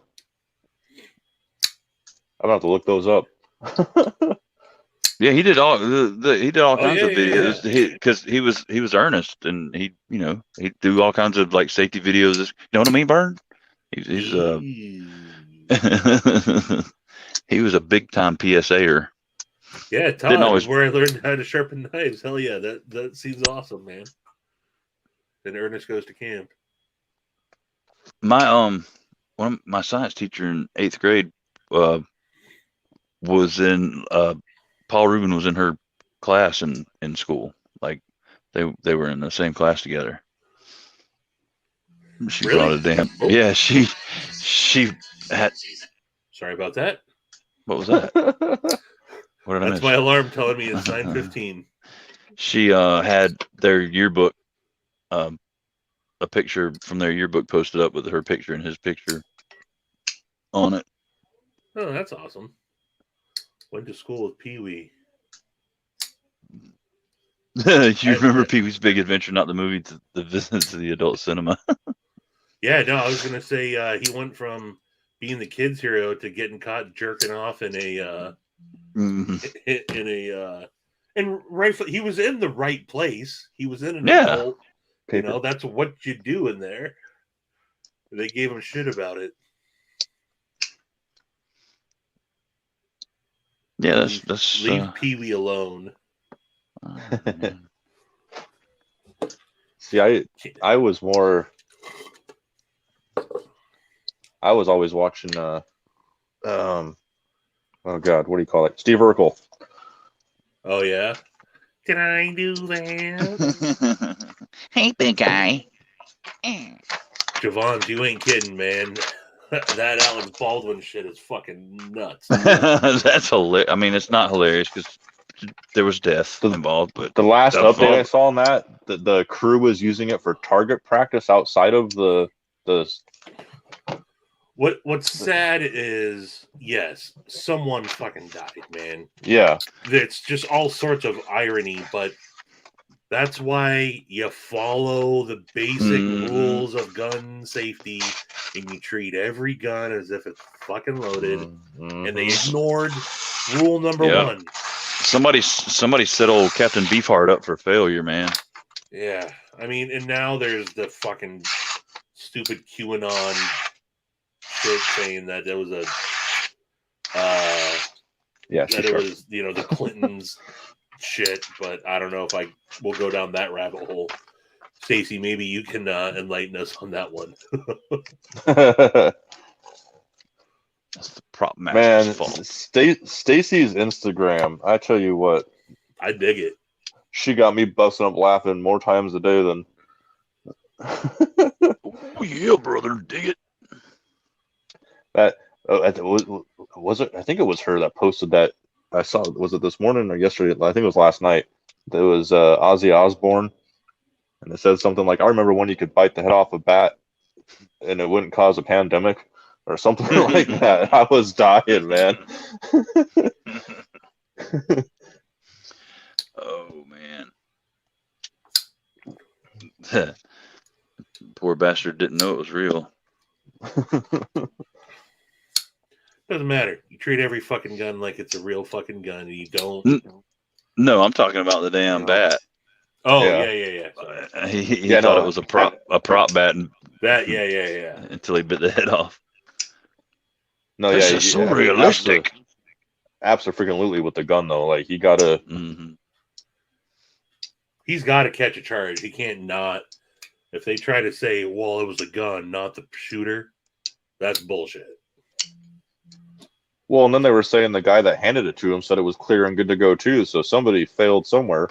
Like again, I don't know. Maybe it's just because I'm a stickler for that. I don't care. I go shooting with my buddies every other weekend, and every time I'm handed a gun, it's set down.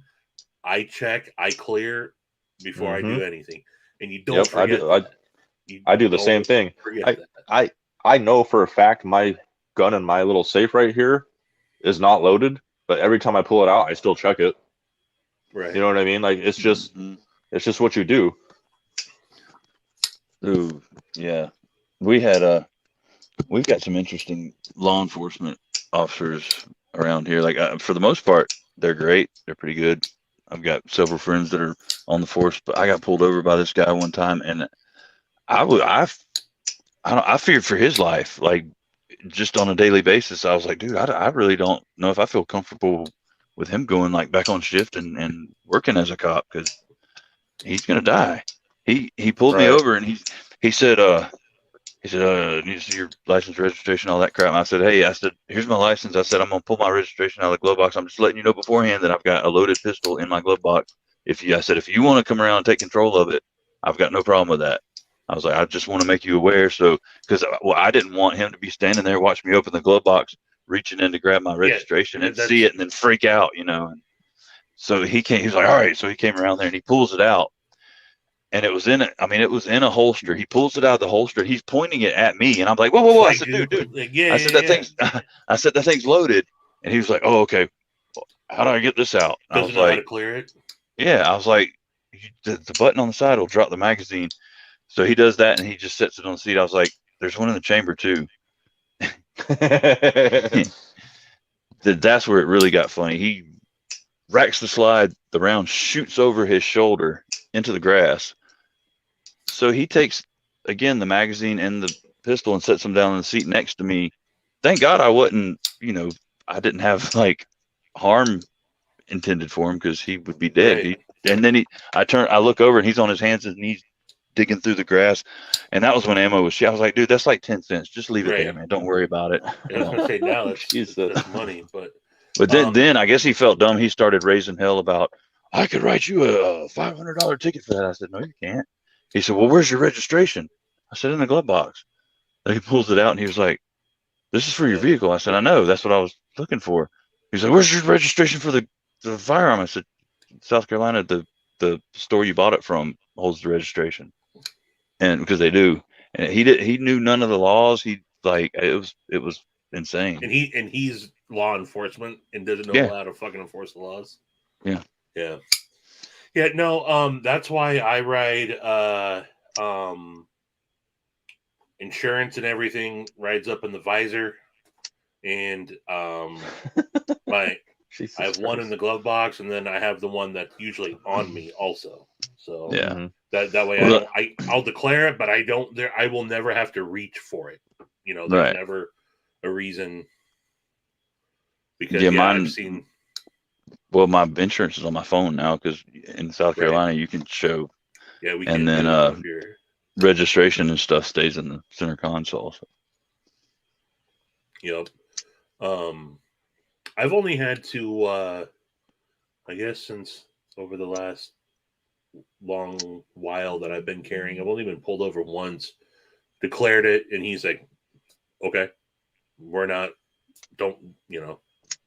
It was a sheriff that pulled me over, told him about it, and he's like, don't reach for anything, and it doesn't even come into the equation, dude. And I was like, all right, cool. You don't have to worry about that. I ain't reaching for shit.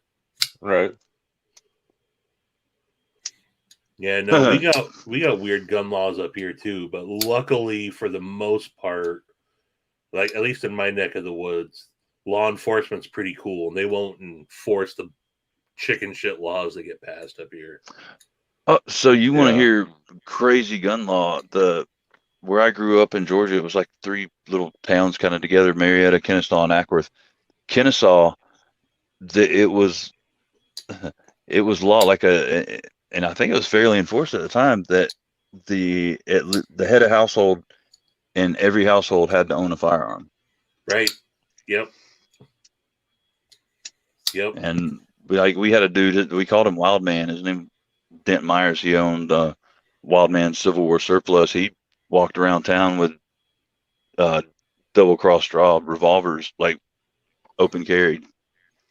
One of those damn bros saved some 2A for us guys.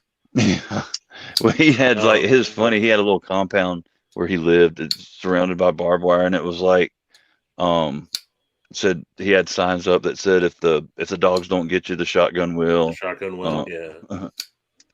And then there was one about having to beat the bull. The bull could make it to the fence in however many seconds. So that he was like, you need to make it there, and it was like bull can make it there in 2.5 seconds. You need to make it there in 2.4.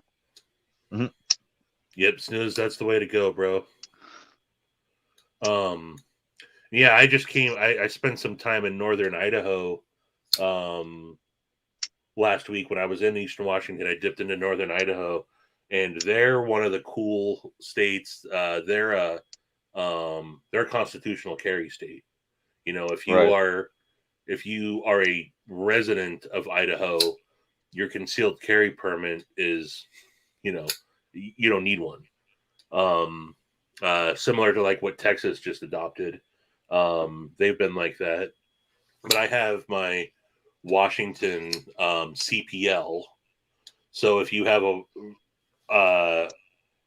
Idaho will recognize if you have a license in your home state, Idaho will automatically recognize that, so you're legal to carry there. And then I just recently got my Oregon CHL because Oregon doesn't recognize Washington CPL. You have to get your own CHL, concealed handgun license down there. But I just got that, and Montana recognizes that. So basically, the greater Pacific Northwest, I'm legal to concealed carry in. So I don't have to worry about riding dirty anymore. Every time I dip down into Oregon, I shouldn't be incriminating myself on fucking a live stream. Never mind. Let's change subject. Change subject. I forget. I'm not just talking to you guys. I'm talking to the entire fucking internet. Was it hard to get the CHL? The only thing hard about it, Z-Man, is that it was a 7-month fucking waiting list. Mm-hmm. They're different from Washington, and you have to take their online safety class. Up here, we don't have to take any classes. You just have to pay the fees, get fingerprinted. I had to take their stupid pay the $50 online thing, and then went down and got fingerprinted, and now I'm waiting. Technically, it'll be. I think I just got a notice. It'll be here in like 2 weeks, but it's been 3. It took 7 months to get on the waiting list, and then 3 months, 90 days to actually receive it. Holy crap! What's up, Pat? How's it going, my brother? Around here, No, it's not hard. like Georgia recognizes everybody's concealed weapons permit, but hardly anybody recognizes theirs because you fill out a sheet of paper and send it in. They do a background check, and then boom. Right. There's no classes, no qualification. Here in South Carolina, you have to take a class, do an actual, fire and qualify, and then it goes to SLED. They evaluate it, then you pay it. So you have to pay for the class, you have to pay a fee to SLED, and then you'll get your license. It's weird. We don't, up here in Washington, we don't have to do anything for a concealed, no classes or anything. But if you want to buy a semi-automatic long rifle, you have to. We have this stupid law, I-1639 that passed.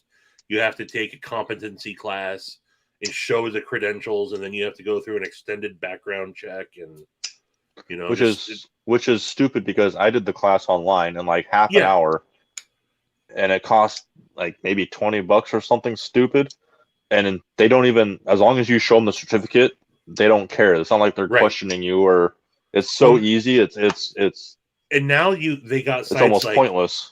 Now they have sites like F1639, where you literally just log on and it immediately spits out your certificate. Like you're not. It's a joke. It's a joke. It's not. Look, it's not. If you had to actually go take a class in person, it would make more sense than the online. Yeah, right. It's all for show, though. So anyway, back to NAFs. NAFs. Yeah, I've been this whole time. Absolutely, Javon. Absolutely. What'd Javon say? Amen to that. I don't know. As I've gotten older, it's just, and had a kid and got a family. That's when I didn't used to care about that shit, but I got a 13-year-old daughter and an old lady to look after. That's when, going back a little whiles now. So I was like, always been raised around. It wasn't foreign to me by any means, but once I became the family man, I'm like, it's worth having, and to be competent and confident with it, Exactly. So that's why well, see, that's one thing that drives me nuts is people that don't go out and utilize and practice. Like it drives me bonkers that people don't. Having it. Yeah, exactly. If you're not going to utilize it and practice with it and get comfortable with it and confident with it, then why do you? Yeah, no, I've taken the low light classes and draw from concealment and all that, and so I'm not fucking John Wick by any means, but you're Stevie Wick. I'm Stevie Wick. I'm competent and confident with my what me pew pews. Yeah. Who's a badass from up here, though? I don't know how much of the rest of the country was exposed to this, but when we had those stupid riots up here last year, we got our resident badass weapon snatcher. You know who that is, Z-Man?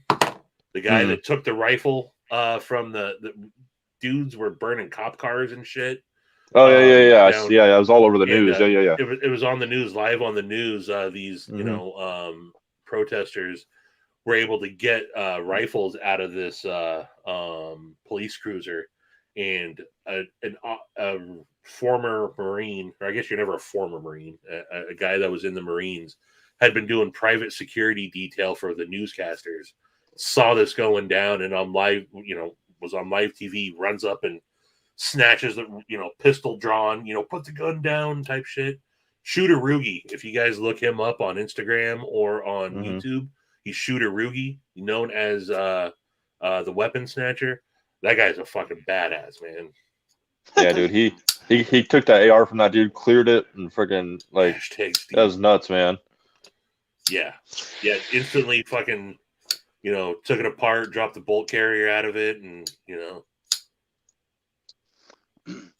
No, Vince, it's a real. I mean, it was a for show law, I believe, honestly, but it was in Kennesaw. The law was put on the books in 1982 that every household must own a firearm, but it was, I think, mainly to deter crime, as in, crap, we ain't gonna rob no houses around here because everybody owns a gun.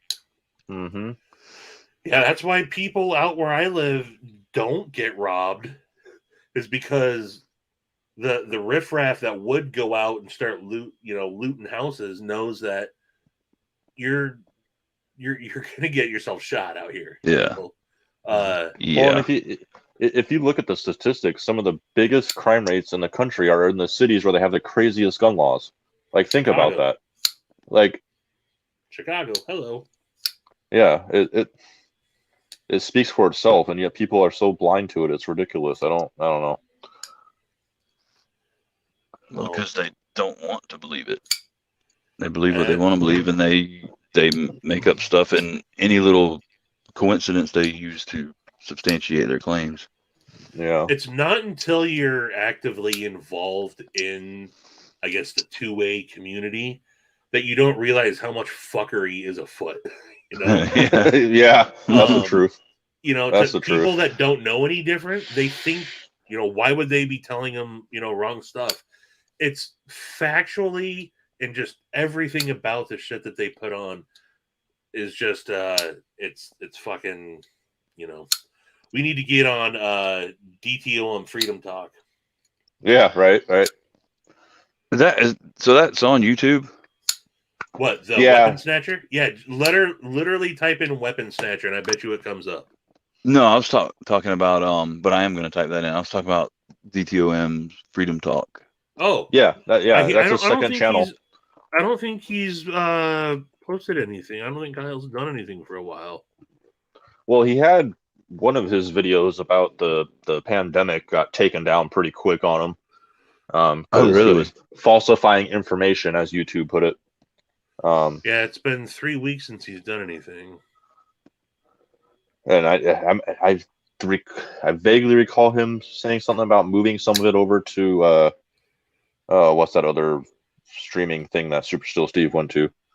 I can't think of the name right now. Rumble? Yeah. Is that I don't know. Super Steel Steve disappeared to? Yes. Yeah, I think so. And then there's another one. I can't remember what the hell it's called though.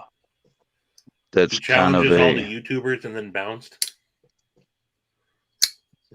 Yeah, dude. I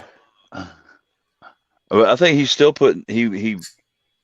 If he made any more of those videos, I think he was going to post those to YouTube. But everything not related to that was moving to Rumble. But there's another freaking platform that is. It's like Rumble. What's the one that got banned? That's what that's the one I'm talking about. That's the one I'm thinking of. The Full 30. That is what Ian said. Full 30. Oh, the Full 30's gone? What? Oh wait, no, that's still up. Parlor. That's where he's at. Yeah. Okay. I think Mike Emler's got a channel on Full 30 too. Maybe. Yeah, I follow guys like Tactical Toolbox and 704 Tactical and stuff over there. BitChute. BitChute. Yeah, I thought that was a new word. Is that what it's called? BitChute? I'm not sure. I've never heard of that. I'm out of touch, man. I don't know what that is. It's all new to me, man. I only heard of Rumble because of Super Seal Steve. I had never heard of it before that. I heard of Full 30 because of what's his name? Crowder. Oh yeah.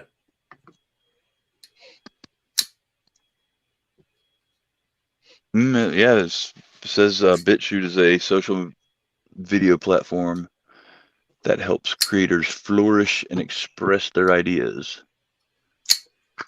Simplify EDC guy, that is true from my understanding. I don't want to spread misinformation, but that is my understanding. Anti-2A lobby. Yeah, I don't know about that either. I know they did the whole destroying of the firearms, but it was, I mean, they were going to get destroyed anyway. It wasn't like they were supporting, anti like gun laws. That they rubbed were just a lot of people the wrong way up here, man. Yeah, and I can see why, but I mean, if you think about it, honestly, I feel like they looked at it more as a like helping out law enforcement than it was, because they had to get rid of them. They wouldn't right.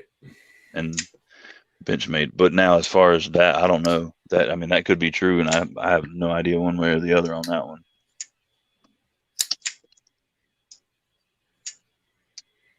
Well, brothers, I think I'm going to jump off here. I'm getting pretty sleepy. At 9:30? Yeah. You got a full day of work tomorrow, don't you? Uh-huh. Sure do. Oh, man. Excuses. Yeah. Yeah, we should chat offline here, Z-Man. Figure something out sometime. Oh, absolutely. Oh, interesting. But yeah, we should definitely hook up sometime for sure, man. Honestly, I did hear about that. I heard about them donate, but I heard what I heard was the reason they donated was it had something to do with bringing in a thoroughfare that would have benefited them as far as shipping product out. And it just so happens that the people that were supporting that were anti 2A Democrats. So I don't know. I don't know the truth. That's what I had heard. Right. But all right, y'all. Y'all have a good night. I'll catch you guys Z-Man. later. Deuces, Z-Man. Appreciate you kicking it with us, brother. Yeah, thanks Love for having me on, guys. Take her easy and get you some rest, man. Night, everybody in the chat. Catch you guys later. I'll try and get a couple more videos out this week, and see you on the next live. Yes, sir. Right on, brother. He froze in a.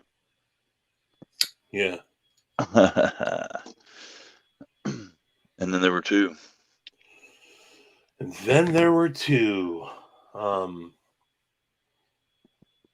Yeah, man, I'm stoked you're digging that nimble though. Oh yeah. I knew that's one that I would recommend that knife to everybody. And when I heard that you hadn't seen it, I was like, dude, I would not mind sending you mine. Yeah, I greatly appreciate it, because I mean, I've been wanting to check one out to see if the hype's real. I wanted to see if it was though, but I can't honestly see anybody not liking this once they got it in hand. Like, even if because I dug the looks of it, like, for sure. But I feel like even if you didn't necessarily dig the looks of it, you get it in hand, you couldn't deny it was a kick-ass knife. Yep. I mean, it is like the prostitute of opening method. Like, it likes it every which way. Yep. I would say that one and the nimble and the 80-20.5 for me are my two most fidgetable knives. Take her easy, Knife Nerd Reviews. Appreciate you hopping on, kicking it with us, brother. Nighty night, John Boy. Talk to you soon, buddy. Hey, good night, Grandpa. Good night, John Boy. Good night, John Boy. Good night, Mary Ellen. Sometimes Knife Nerd Reviews, John, sometimes he's The first person I talked to in the day and the very last person I ended up talking to in the day. Ah, He's a cool dude, man. He's yeah, for sure. He seems like it for real. Yeah, man. He's an awesome dude. Which I never had any interactions with him until you came along, and I want to say it was in maybe either Kevin's live stream, like his own, or on the Edge or something. And him and Frank both seem like cool cats. Yeah. Yeah, you can tell some stories about how you opened it one way and it loved it, then asked for more. It did, Winchester. It begged.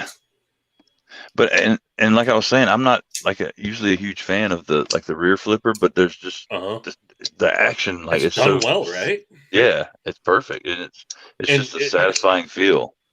There's no I like how the tab doesn't protrude once it's deployed. Yeah. You know? So I mean, you don't get a land. It doesn't get in the way of the choil. You can have a good true choke up on it because of that. Mm-hmm. And it's got two tabs, and neither one of them protrude when they're just gone.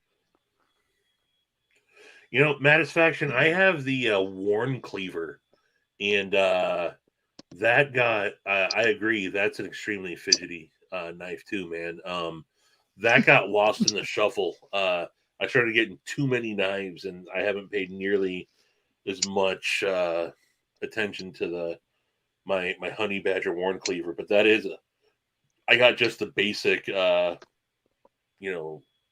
not the D2. It's the cheap 816 MO ABCD EFD. I can never track it. Yeah, whatever that cheap steel is, but those Honey Badgers are great knives, man. Elemento, Civivi Elemento. The Elemento. Funny story, dude. When I was real young, before I started school, I was like 3 or 4, and when I'd say the alphabet, I thought I didn't think of it as. The letter was Elemento. Yeah, well, and I was like, I'd ask my mom, I'd be like, "How do you spell Elemento?" Yep. Hey, I'm right there with you, buddy.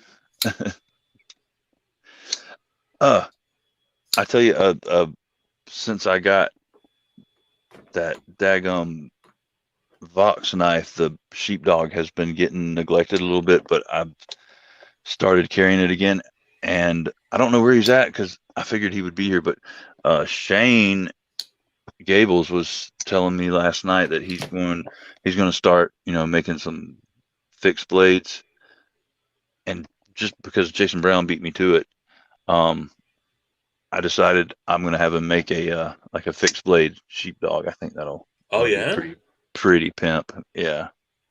Nice, dude. But this version, the flipperless version, not the right.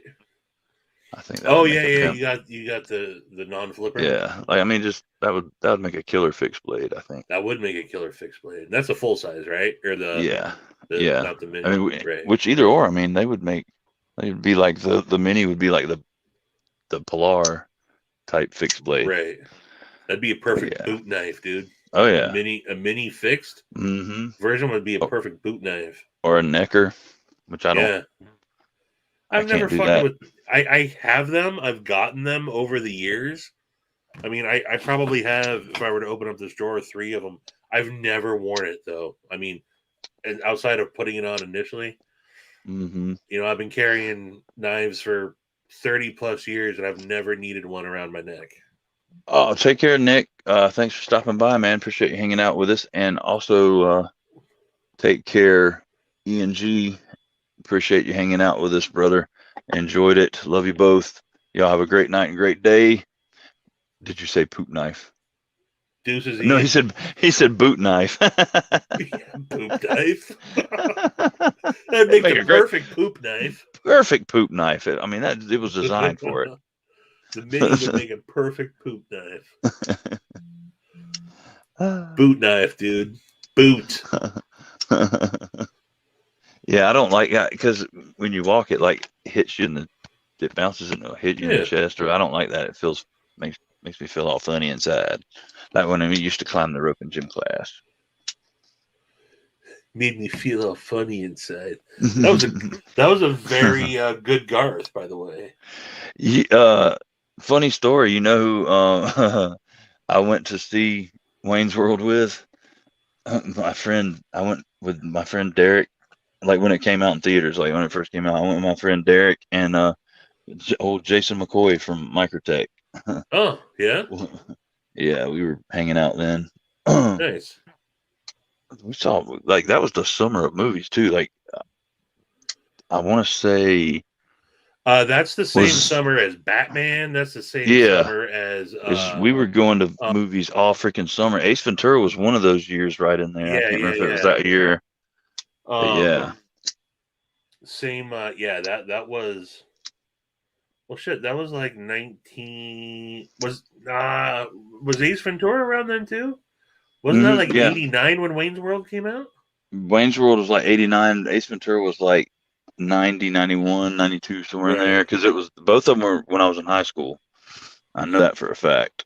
But yeah, we left the damn theater and Derek was driving his car. Me and Jason were sitting there. We'd do the stupid Grey Poupon shit to every car we pulled up next to at the red light. Pardon me.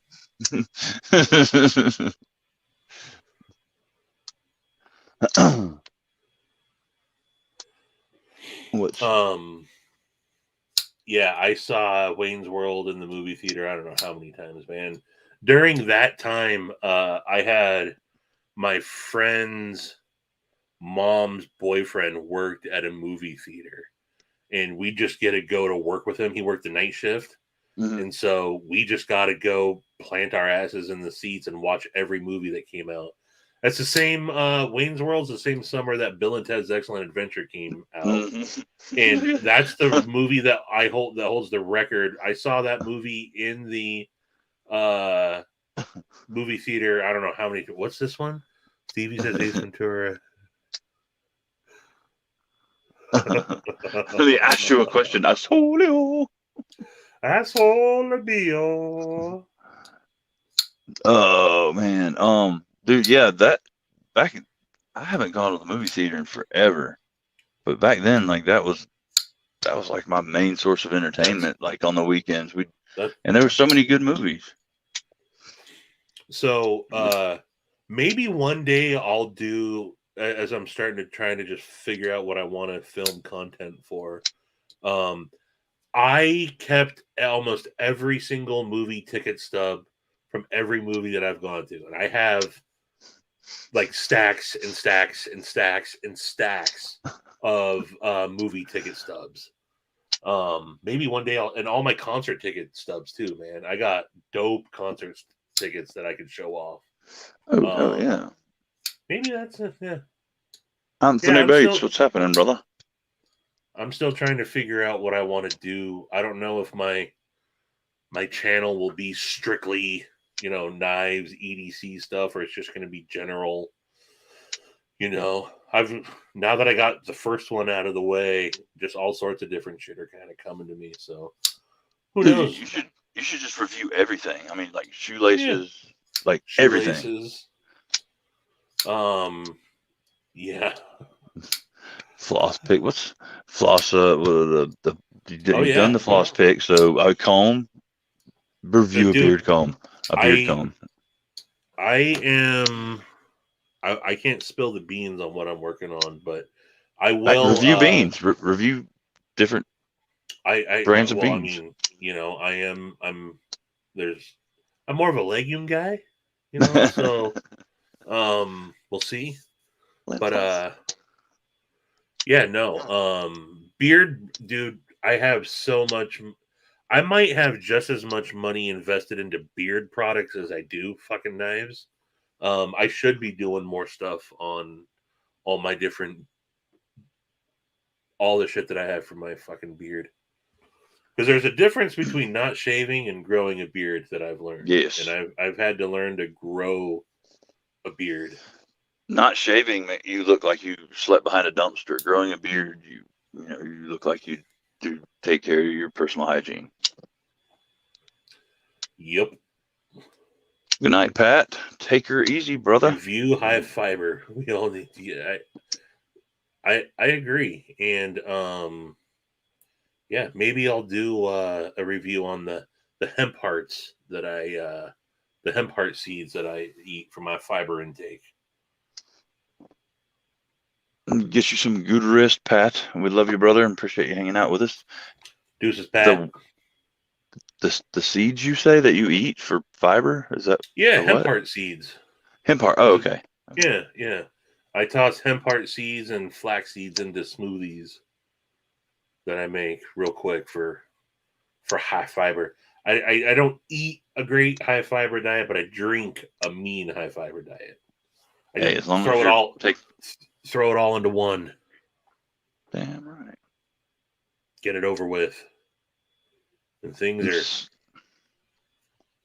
slicker than hell. Upkeep is making sure. You got that right, Anthony. You got that right. That's how I got this glorious mane. The face mane. Got the face mane. What nice is Pat talking about? I use a heated beard brush as well, bro. Did you say heated? Yep. It's no kidding. It's basically a women's hair straightener. Hair straightener. Yeah.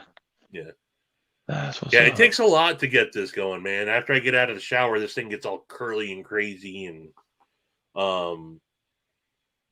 yeah, I have to. I wouldn't typically care about that, but in the professional world, when I'm when I'm Clark Kent out in the real world, I have to actually be presentable somewhat if I'm going to have a beard. So I got to go that route, and that's why I have to straighten. See, I wish I had done a little more research when I had the old face mane, because that's one of the main reasons I ended up shaving it off. I had it for probably close to 7 years. But it was so curly, like took a lot of and that's how mine was. That's how mine was for years. I just didn't shave. I just had a I got called Grizzly Adams for a long time just because I literally just looked like I was borderline like Ted Kaczynski. Like I had a crazy mountain man beard. And yeah, it would always annoy the shit out of you. It's taken it once I got conditioned and get on like a daily wash schedule. You figure out the right oils, the right butters, what works and what's not. Now it does. I don't even feel it, and it doesn't bother me at all. Well, see, I did all that. I had the beard balm, the beard oil, the shampoo, conditioner, and brushes and combs. I just never. I feel like I would have. The curliness bothered me because it would, like, it'd be all nice and long and then shrink up. Yep. As soon as it gets wet or humid. Yeah. Yep. I hated it. And then of course, like for some reason, like one side would poof out bigger than the other, and I was just like, oh, I can't stand this crap anymore. And then I trimmed it, and then I trimmed it a little bit more, and then I trimmed it a little bit more, and then it just eventually was. I swear I would never shave it off, but I don't. I mean, I've always had some sort of at least a goatee since I was like 16.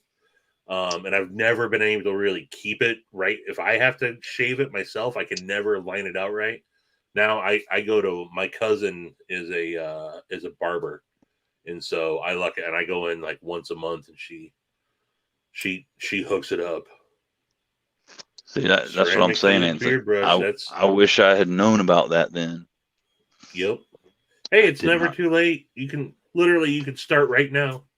I could, but golly. I went through that. Like that was the main reason I said I'll know, because I went through that whole all the awkward phases until it finally looked. Yeah, you have normal. to commit for a while, right? Yeah. That's just like, dude, because my hair's like my head hair's the same way, and the way I ended up committing to where I eventually got it past all the awkward stages is I literally wore a hat everywhere I went every day of my life.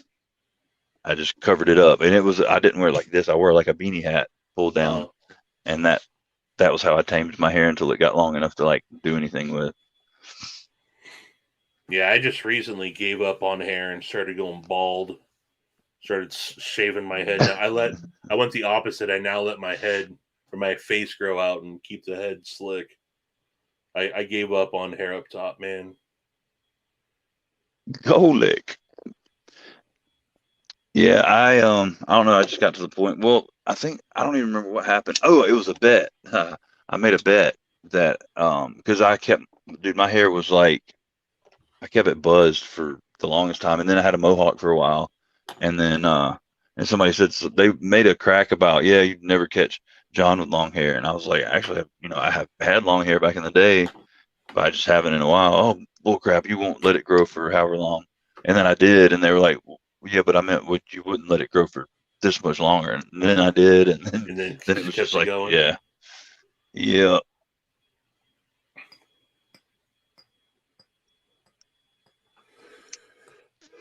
Sleepy time tea kicking in. All right, Zach, man. Well, you take it easy, my brother, and ride that sleepy time wave of sleepiness on into Z-land and get you some have some nice dreams.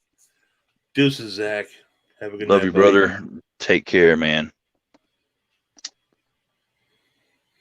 Actually, I'm probably not that far off, man. I'm traveling again tomorrow. I got a long drive in front of me, but I'm not either.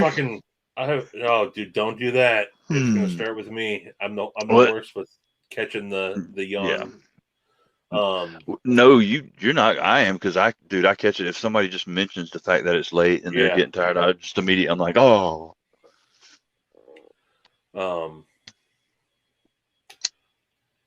No, What's up, Golick? Golick. I think the old lady and the daughter like it when I jump on these now because I'm not out there meddling in there, being the annoying dad at night. I was like, hey, I think I'm gonna go do a live. They're like, yeah, go for it. Go do it. Like, okay. Did they like come in your room and like get your stuff ready for you and like, here, let me pull the chair out for you, Dad? It's been funny. So I used to travel probably 2.5, 3 weeks out of the month, every month on the road. And then, fucking COVID hit and I was working from home every single day. And it used to be, why do you have to go out of town so much when are you going out of town again? Hey, I get sick of me too. Because it's only been in the last probably 3 months that I've been able to start traveling for work again, which is why I got into the line of work that I'm in, so I can travel, as much as possible. But it's nice. It's you get to see a lot of the states, the Pacific Northwest. I'm able to travel a lot. That's one of the best things about it. Anthony, it's funny you should ask. I've literally been pondering that question you asked every day. I can't come up with. There's too many to narrow it down to one, I think. But then also, I think the knives that are really screaming at me now are a little bit more than 200, which I don't know, hurts my feelings a little bit because it's like the 200, they're more reasonable. Like that's more of a accessible goal. It's a freaking pickle, dude. It's a pickle. What was the question? $200 knife. What if you could buy any $200 knife? Hey, maybe don't buy a $200 knife. Get a full tie Penguin and get a full tie Spiro. That's $200 or less than $200 right there, and you have two of the best knives you got, man. Or set that $200 aside and wait till you have another $200 right. and buy a $400 knife. I can never do that. I tell other people to do it, but I can't do it. I've tried. No, that's the route I've gone for 2021. Because I used to do the same thing. Like, I can't afford a $400 knife, but I'm buying 5 $75, $80 knives. So finally I was like, enough with that. I'm going to, choose wisely. But then when you get into the $200, $300, $400 knives, that's when you start realizing, that's what they're talking about, Because I mean, yes, this Thai penguin is phenomenal, but it is not a Vero Axon, and when again, we keep saying rabbit hole. If you can start affording the more expensive knives, man, you realize what you're getting when you get there. Yeah, now I'm jaded. Yeah. But then again, then these, full Thai penguins and these Asher Spiros pop up, and you're like, no, it's not a $300 knife. No, it's not a $200 knife, but it could be. And here's the question: is it not because your brain tells you that it's not, because you know that it's not, or is it not? Like, if you didn't know any better, if you had no clue how much that Asher cost, right? No, that's just it. So I mean, two very different ends of the spectrum: the Axon and the Spiro. I'm sure some would say you're crazy to compare one to the other. But in all honesty, no. If I were to hand this to my friends that don't know anything about knives and say, what's the more expensive knife, they could very easily take the Spiro and say this is the more expensive, better knife easily. And just because that doesn't mean they don't know anything about quality. They just don't know anything about knife. Because I mean, you can take like a gas station knife and hold it up next to a good knife, and people that know about quality are going to be like, "Oh yeah, this is a pile of trash," even if they know jack shit about knives. Yeah, no, and that's where I've hovered for most of 2021 in the higher end, but for the latter half of the year, I have been coming back down on the spectrum, and I got a couple in that I haven't actually opened up yet, but I got that new Kube Royal, and I got another Thai penguin that I just got in. But no, there's on the more budget friendly spectrum of the higher end, there's a lot coming out recently, man, that is the budget knives these days are getting better and better and better. Everybody's up in their game, and now you can get good shit for $50-$60, man. And I've noticed a lot of like the price, what people consider budget these days has gone up a little bit. Like whereas used to, it was like, anything that's $20, $30, but now $100 knives and less are budget, and they're freaking good knives. Right? Yeah, that's what I just have it sitting here. That's why I keep pulling it out. But 2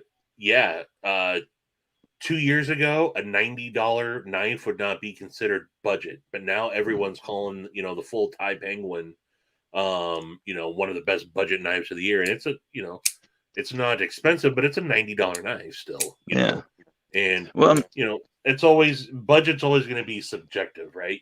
What is your budget? What does budget mean to you? I don't always think when budget, I don't instantly think of a $20 Amazon knife. That's not what goes into my mind with budget. But for some, that is, Yeah, and you see a lot more people buying $200, $300, $400, $500 knives than you did 3-4 years ago. But back then, but of course back then the PM2 was also like $125. Right. So now I don't know. I think people have gotten more into it's not so shocking now because they've realized, like you said, well, if I just don't buy $5 $50 knives, I can turn around and buy a $250 knife, or and it's not like, oh my gosh, you paid that much for that knife. Like, it kind of makes sense now.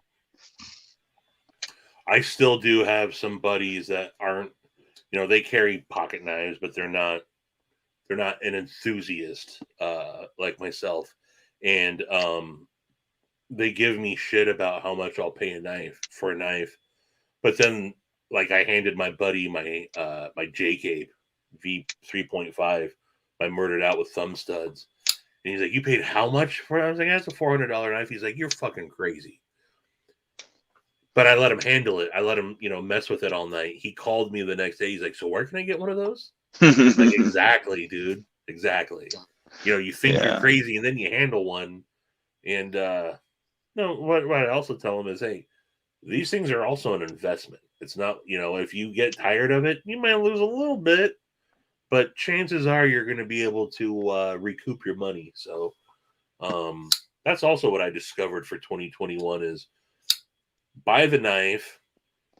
If I sell it for $20 less than what I paid for it sometimes, okay, then I just paid $20 for an experience to handle a knife that I didn't know if I liked or not, and that's okay with me, I'm not above, I'm not Daddy Warbucks or anything that just has money to blow away, but like the God, what was it that I had? I was just talking about it earlier. The Slimfoot Arcform, the Arcform Slimfoot Auto. That was a knife that I didn't know if I would like that or not. Saw Tri-State's review at the time. Spending it was like $180 or whatever. And I was like, "Oh, what if I don't like it?"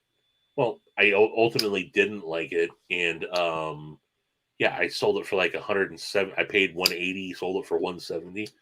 So I got experience a knife for $10, and that was worth it for me.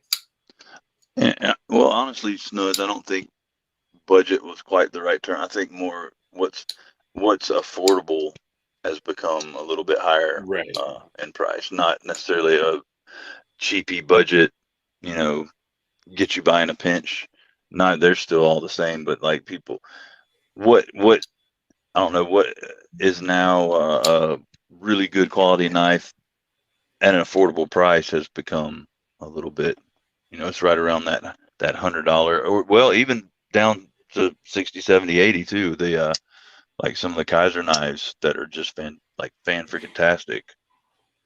Well, and then you got stuff like Sencut coming out with their stuff, and I haven't handled any Sencuts or anything, but those are, aren't those like $30 knives that you're getting? You're getting 9CR, steel with them, and decent micarta and G10. It's like that's, you're not just there again. There's so many good options out there. Yeah.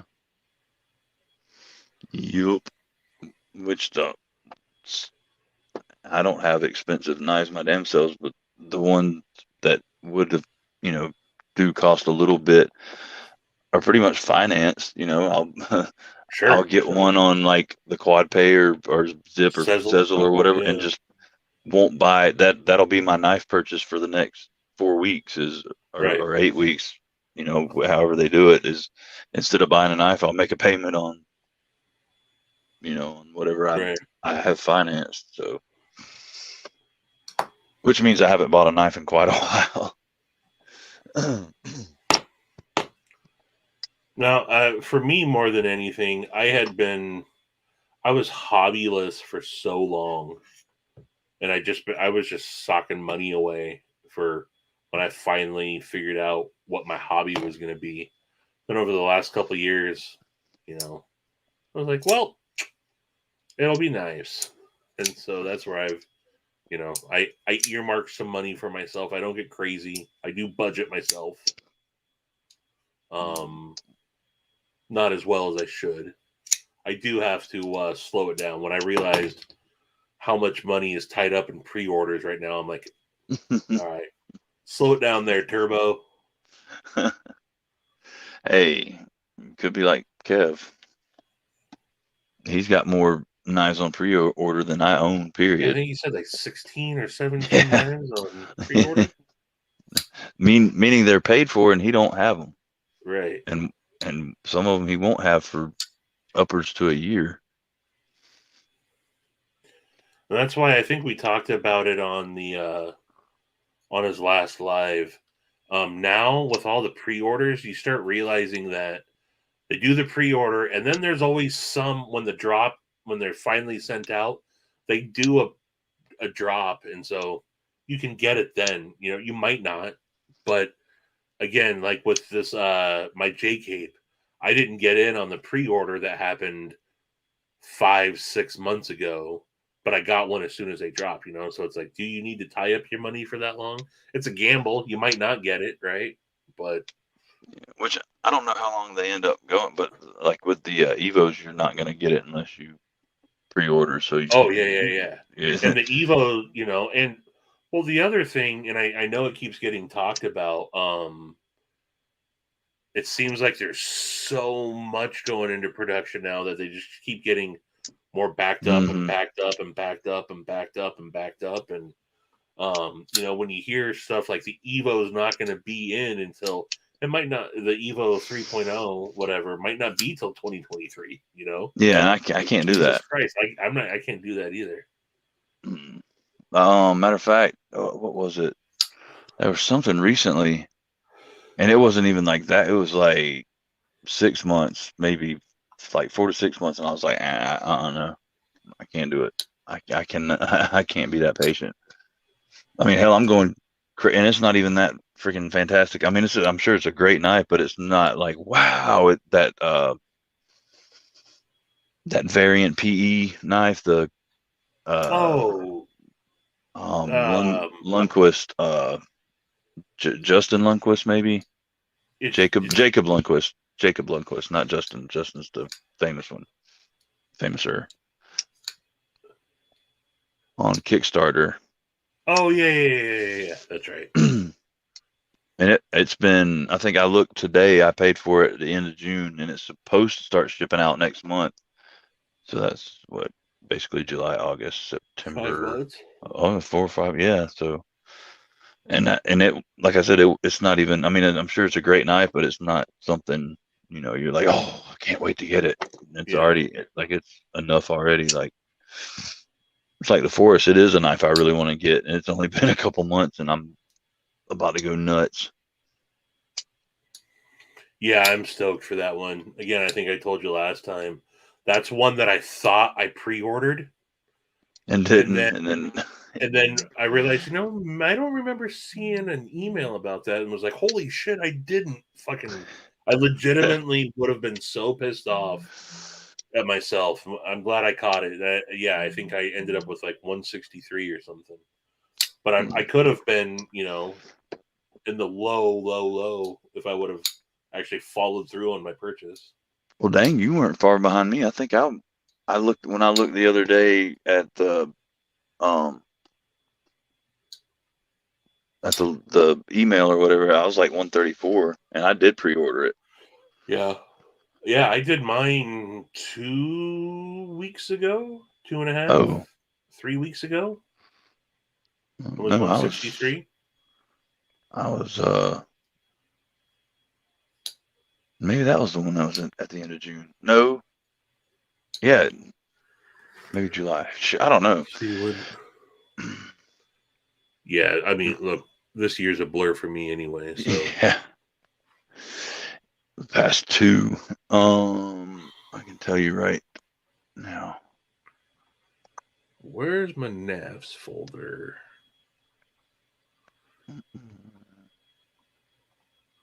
Navs. You can't have Navs. Mallory. So yeah, I ended up pre-ordering mine on the 18th. I swear it probably would have been. It was, I want to say, beginning of summer, right? Right around Yeah, there. I'm. I think that's whenever it was announced is when I went in, like right away. I thought that they were going to go like right away on those. Yeah, I did too. I'm surprised they sat that long, really. I think just watch the secondary. Once these people start getting these, secondary is going to be stupid. But yeah, I mean, there was I think there was at least a 2-month difference between when I thought I ordered it versus when I actually did end up ordering it. Maybe, Yeah, I don't know. I can't remember. Here it is. Number 134 confirmed. It was the end of July. Is when I got it. July 29th. Okay. Yeah, I think that's when. So they were going. So it seems like they were hot out of the gate and then just slowed down a little bit. Yeah, because I remember I didn't think I was going to get one, and then Dylan was on. Matter of fact, I was on there with him on Lefty's Live, and he was talking about they were. I just basically said I got to figure out a way to get one before they're gone. So I finagled some crap, and then the next thing I know, they were just like hanging around forever. I was like, why is nobody buying these? Like, Right. But yeah, that's going to be one, dude. I think once. I mean, I think that there is a good buzz about that amongst the smaller, the smaller community. Yeah. Once those people start getting those in hand, though, and people start seeing it more, I think that's where. And I heard him on Big Red saying he might want to do like a budget run. Those, I think that's one that he can go back to that wheelhouse. Because dude, it's such a sexy knife. Yeah. Even if he went with like micarta and. Yeah. Oh, dude, I would. I mean, look, this is actually going to be my first. It's marbled, right? It's marbled carbon fiber. Yes. Yeah, this will be my first marbled carbon fiber. If they had that in a micarta, I would. For me, starting out for the first, I don't know, 3-ish years of my knife collecting, when I got seriously into it, I wouldn't touch micarta. Like if a knife had, nope, not interested. Nope, not interested. Nope, not interested. Now, give me all the micarta. I've totally changed on that. Give me micarta. I prefer, especially for like a user, like a well carried user. I love me some micarta. Well, and I know some people are kind of like they're turned off by it because it does get funky and filthy, but it's so easy to clean. Bring it back to life. Man. Yeah, it does. That's what's fun about it. Yeah, exactly. It's a whole new knife again. Wash it, and blow it off, let it dry, and it's a whole new knife again. Yeah, and then like a matter of minutes, it's not like you have to go through this big long process. You just soap, warm water, a toothbrush, and a few minutes later, it looks like a brand new knife. Yep, that's literally all you got to do. Yeah, I don't oil mine either. I want them to patina. I want them to get dirty. I want them to get a little oily, and then bring it right back to life. Well, the one thing I did do with the Model 1, I did put some of Joe's hides and hairs. Yeah. His leather balm on it.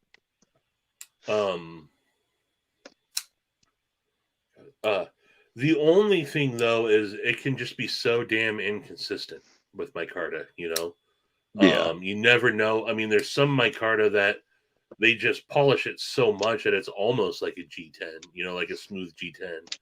Then you got like on the God, who said it? Kevin said it. Kaiser's micarta looks like grandma's old carpet. You got that extreme. Really only that one shade of. Yeah. But then you got like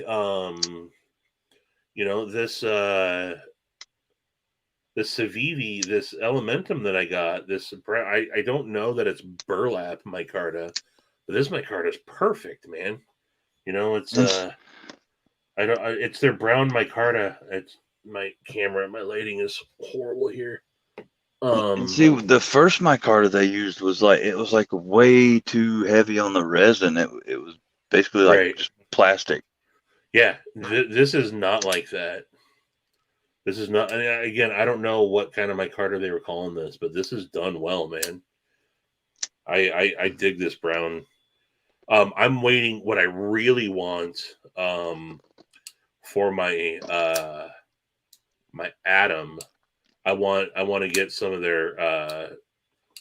So I think TRM's doing their Atom premium scale drop, either late, like next week or early following week. I want to get some brown burlap micarta for my Atom. What's up, Paul? Okay, Dude, what was it? I was looking at. Am I correct in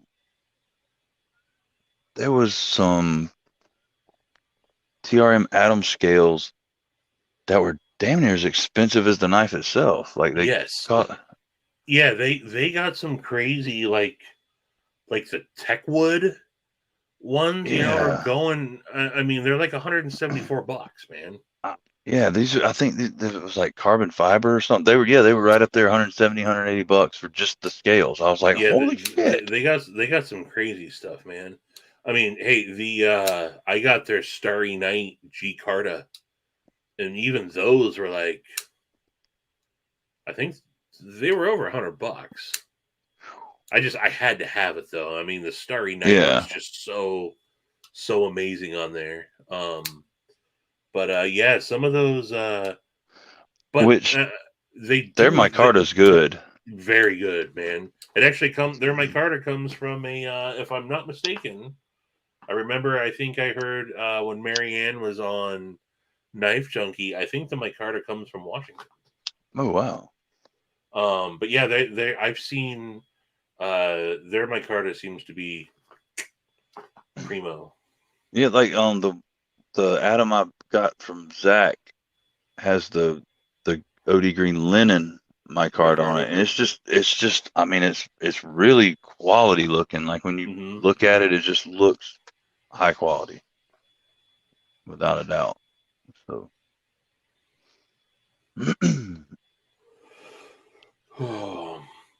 Well, yeah, I think I'm about to turn into a pumpkin here, man. I think All right, pumpkin pie, everybody, pumpkin pie. Pumpkin pie. Yeah, I think it's about time for me to sign off, brothers. About sleep 30. Me too as well. I appreciate you. I appreciate the coin. I appreciate you sending the nimble for me to check out. Appreciate you being on, and just appreciate you in general, man. Yeah. Yes, sir. Anytime. Absolutely. And yeah, like I said, the message, man, have at it with the nimble. Like, don't feel, I trust that you're not going to fucking go batoning with a rock, Oh, no, not with a rock. No, maybe a hammer. No. Have at it, man. It might open some boxes, which, hey, that tape residue is hell, man. So, dude, tape residue on M390 is its fucking downfall, dude. It is. But yeah, so deuces, y'all. Mattisfaction. Hey, I don't know if you saw me earlier. Right before I hopped on here, man, I watched your "And the Winner Is" video, man. That's the last video I ended up watching tonight. So again, appreciate you having me on, brother yes, John. Sir. Much love to you all, and deuces. Talk to you soon. Yes, sir. Love you, brother. And the rest of y'all, take care. Thank you guys for hanging out with me. Enjoyed the hell out of it.